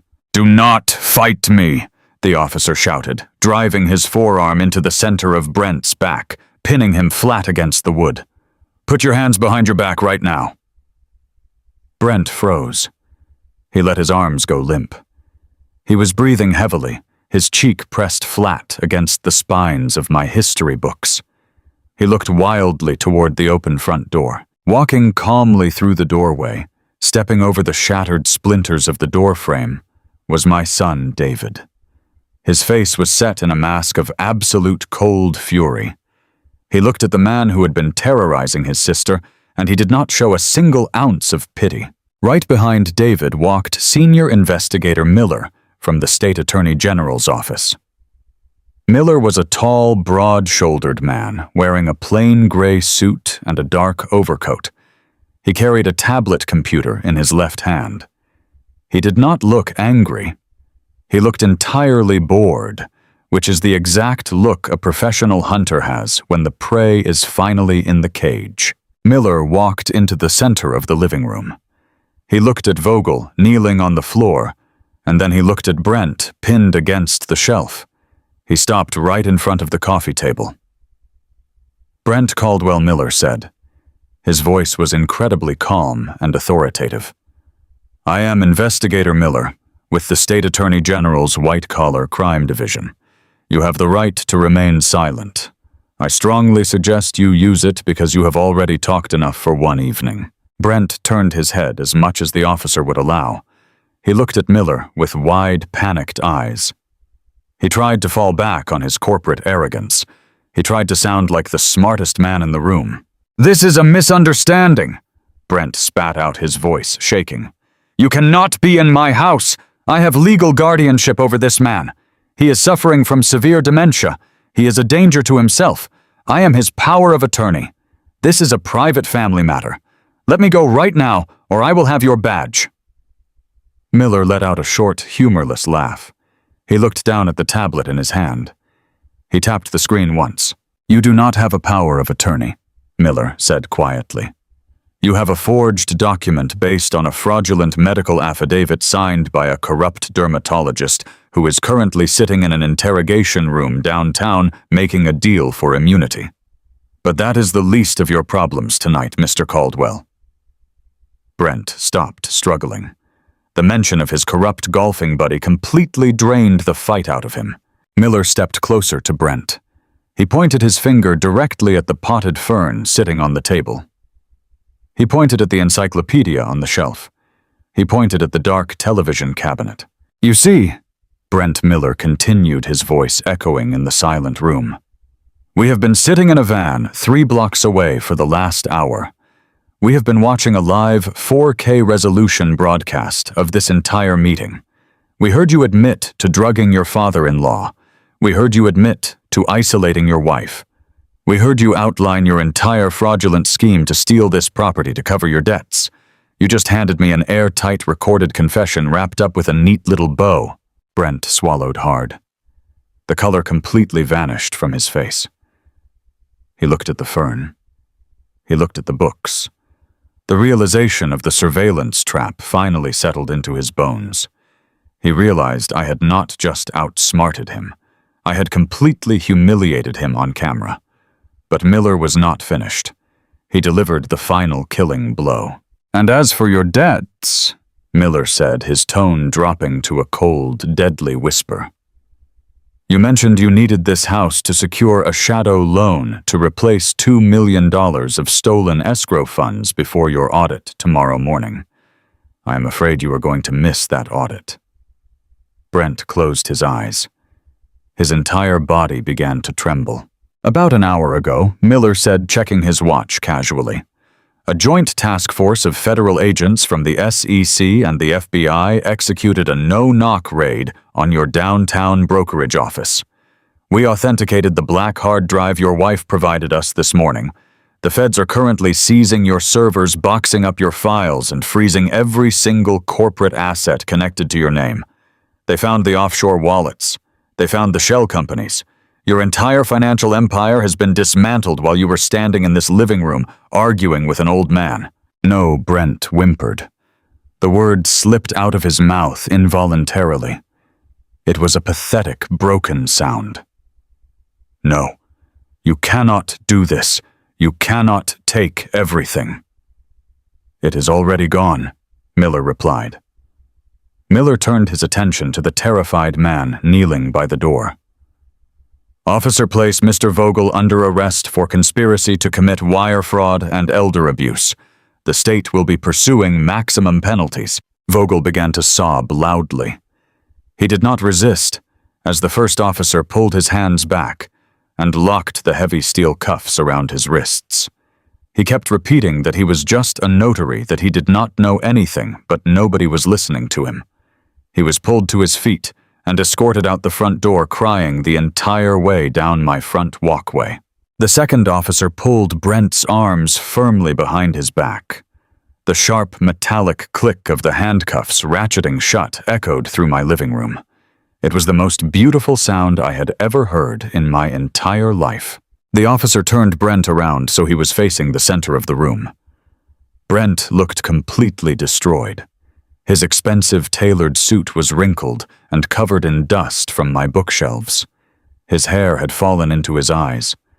The sweat was pouring down his face, mixing with tears he could no longer hold back. He looked at David standing quietly by the door. He tried to speak to him, tried to call him brother, but David just turned his head away in complete disgust. Then Brent looked at me. The arrogance was entirely gone. The monster who had terrorized my daughter, the parasite who had slipped sedatives into my tea, the criminal who had tried to steal the roof over my head, was suddenly just a small, terrified coward begging for his life. "Tom," Brent cried, his voice cracking with desperation. "Please, please tell them to stop. I can fix this. I can pay the money back. I will leave Emily alone. I will sign the divorce papers. I will give you anything you want. You are my family, Tom. Please do not let them put me in federal prison. I will not survive in there." I walked slowly around the wooden coffee table. I stepped over the crumpled, fraudulent document he had thrown on the floor. I walked right up to him, stopping just 2 feet away. I did not feel an ounce of pity. I did not feel an ounce of hesitation. I looked at the tears streaming down his face, and I felt nothing but absolute stone-cold satisfaction. I looked him dead in the eye. "You thought I was losing my mind, Brent," I said. My voice was perfectly calm, delivering the final verdict to a man who had already lost his soul. "But I spent 40 years teaching history. I know exactly how dictators fall." I nodded to the officer. "Get him out of my house." The officer grabbed Brent by the arm and marched him toward the front door. Brent tried to look back over his shoulder, still sobbing, still begging for a mercy he absolutely did not deserve. The officer pushed him forward out onto the front porch and down the concrete steps into the cold, dark night. I stood in the center of my living room and watched the red and blue police lights flash against the front windows. David walked over and stood next to me. He put his hand firmly on my shoulder. We stood there together in silence, listening to the heavy engine of the police cruiser start up and pull away from the curb, taking the monster out of our lives forever. It has been exactly 6 months since the police cruisers pulled away from my curb and took the nightmare out of our lives. The brutal cold of that November night has finally faded, replaced by the deep, warm green of a North Carolina spring. I am sitting on my back porch right now. The sun is shining through the branches of the old oak trees that line my property. The air smells like cut grass and blooming honeysuckle. Directly behind me is a brand new solid oak back door. I installed it myself 3 months ago. I made sure the frame was reinforced with heavy steel plates and the deadbolt was commercial grade. I did not hire a contractor to do the work. I wanted to feel the weight of the wood in my own hands. I wanted to be the one to seal the breach. Every time I look at that door, I remember the sound of the old one splintering into pieces, and I remember the absolute terror that followed. But the terror does not own this house anymore. Peace has returned to Plaza Midwood. Down in the grass, my 2 young grandchildren are running in circles, chasing a bright red plastic ball. Their laughter rings out clear and bright in the afternoon air. They are Emily's children. They do not know about the forged medical documents. They do not know about the shadow loans, the hidden cameras, or the federal indictments. All they know is that they live in a smaller, happier house now, and their grandfather is always sitting on the porch waiting to give them a popsicle. The dust from that Thursday night explosion took a long time to settle, but when it finally did, the landscape of our family was permanently changed. The Friday morning audit at Brent's downtown commercial brokerage firm happened exactly as David had predicted. At precisely 9 o'clock in the morning, the federal auditors walked through the glass doors of the firm. But they were not alone. The Federal Bureau of Investigation and the Securities and Exchange Commission had secured their warrants in the middle of the night, using the authenticated ledgers from the black hard drive we had surrendered to the state attorney general. Brent was already sitting in a holding cell at the county jail, completely isolated from his expensive lawyers, when the federal agents began boxing up his entire corporate life. They seized his computers, his paper files, and his phone records. They traced the $2 million of stolen escrow funds directly into the offshore accounts he had desperately tried to hide. When Brent finally got an attorney in the room, he tried to fight. Arrogant men always try to fight, even when the ship is already sitting at the bottom of the ocean. His defense lawyer tried to argue that the financial discrepancies were just aggressive market strategies. He tried to argue that Brent was a victim of a sudden market crash. But then the federal prosecutor invited Brent and his lawyer into a small, dark viewing room. They pressed play on a video file. Brent was forced to sit in a hard plastic chair and watch a massive high-definition television screen play the recording from my living room. He watched himself stand over a supposedly dementia-ridden old man. He heard his own voice echo through the room, loudly bragging about stealing $2 million from his clients. He watched himself admit to drugging me with sedatives to forge a medical affidavit. He watched himself confess to the entire premeditated conspiracy to steal my house and cover his federal crimes. The defense lawyer did not even try to mount an argument. You cannot argue with a 4K resolution video of your own client happily explaining his entire criminal enterprise to a hidden camera. The lawyer closed his briefcase, looked at Brent with pure professional disgust, and advised him to beg for a plea deal before the judge decided to make a public example out of him. The arrogant corporate machine broke completely. Brent pleaded guilty to federal wire fraud, grand larceny conspiracy to commit fraud, and 2 counts of felony elder abuse.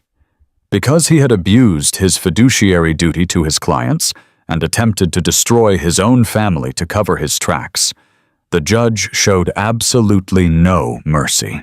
Brent Caldwell was sentenced to 8 years in a federal penitentiary.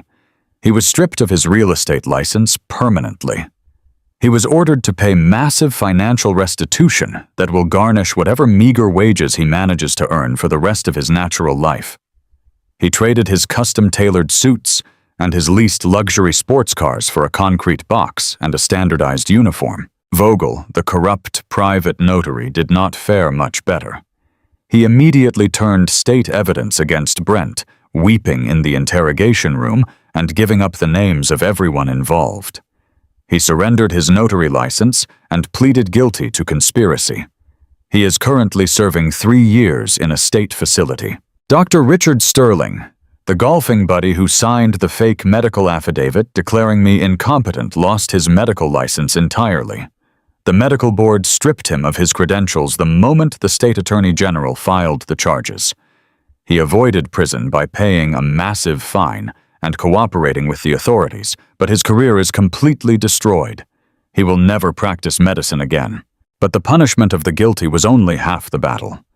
The real victory was the survival of the innocent.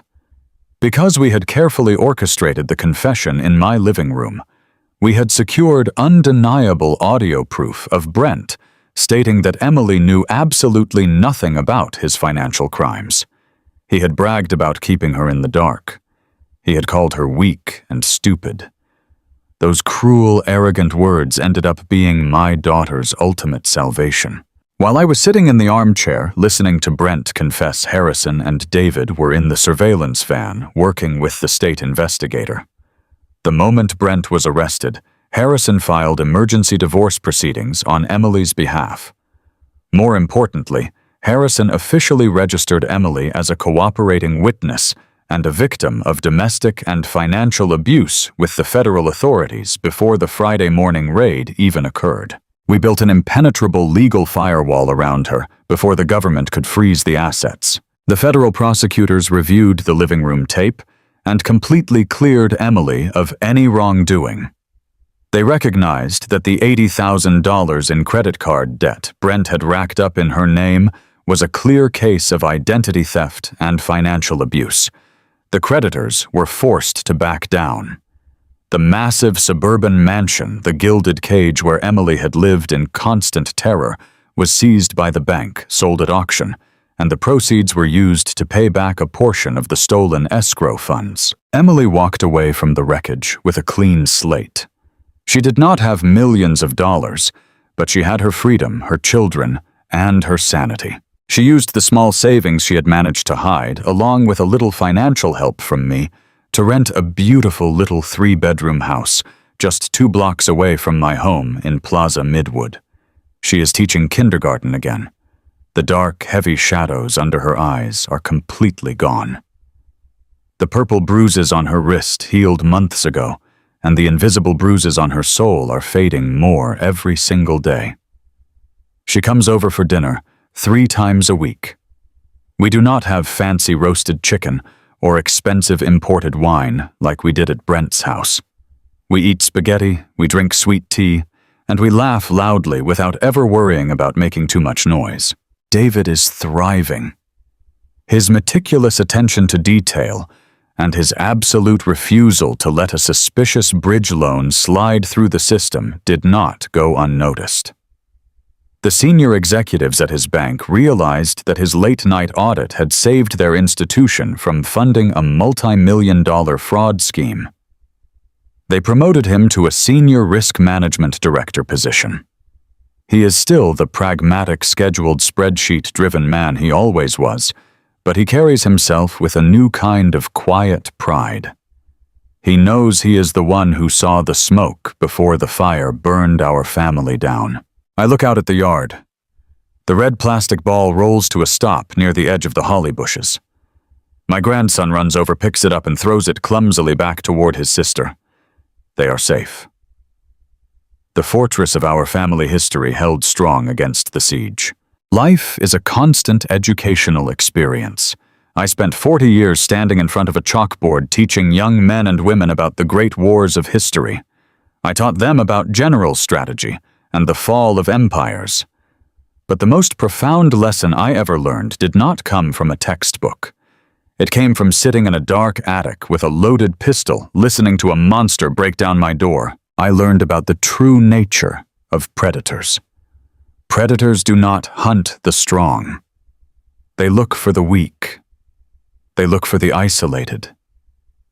They look for the people who have been silenced by fear or age. Brent looked at my gray hair, my slowing steps, and my quiet demeanor. And he saw a victim. He believed that because I was old, I was obsolete. He believed that because my daughter was kind, she was defenseless. He made the fatal mistake of confusing kindness with weakness. He banked entirely on our silence. He thought we would just bow our heads, accept the fake medical diagnosis, and let him take the house because fighting back would be too embarrassing or too difficult. He grossly underestimated the protective fury of a father. When you push a good man into a corner and you threaten the children he spent his entire life raising, you do not get surrender. You get absolute calculated destruction. You do not have to scream, you do not have to throw punches, and you do not have to break the law to win. You just have to see the board clearly. You gather your evidence in the dark. You let the arrogant men talk themselves into a trap. And then when the time is perfectly right, you close the jaws of the trap so tightly that they can never escape. We did not just stop Brent Caldwell. We surgically removed him from the body of this family, and the wound has finally healed over. My house is still my own. My daughter is smiling again. My son is a protector. And I am exactly where I am supposed to be sitting on my back porch watching the legacy of my family grow in the warm afternoon sun. Life has a way of balancing the scales. You do not have to be the loudest guy in the room to win the fight. You just have to be the one who sees the board clearly. If this story hit home for you, or if you have ever had to protect your family from a predator, wearing a smile, hit that like button. Subscribe to the channel so we can keep bringing you these stories of real, undeniable justice. And before you go, let me know down in the comments what city are you watching from and what time is it there right now. I read every single one of them. Stay sharp, protect your own, and I will see you in the next one.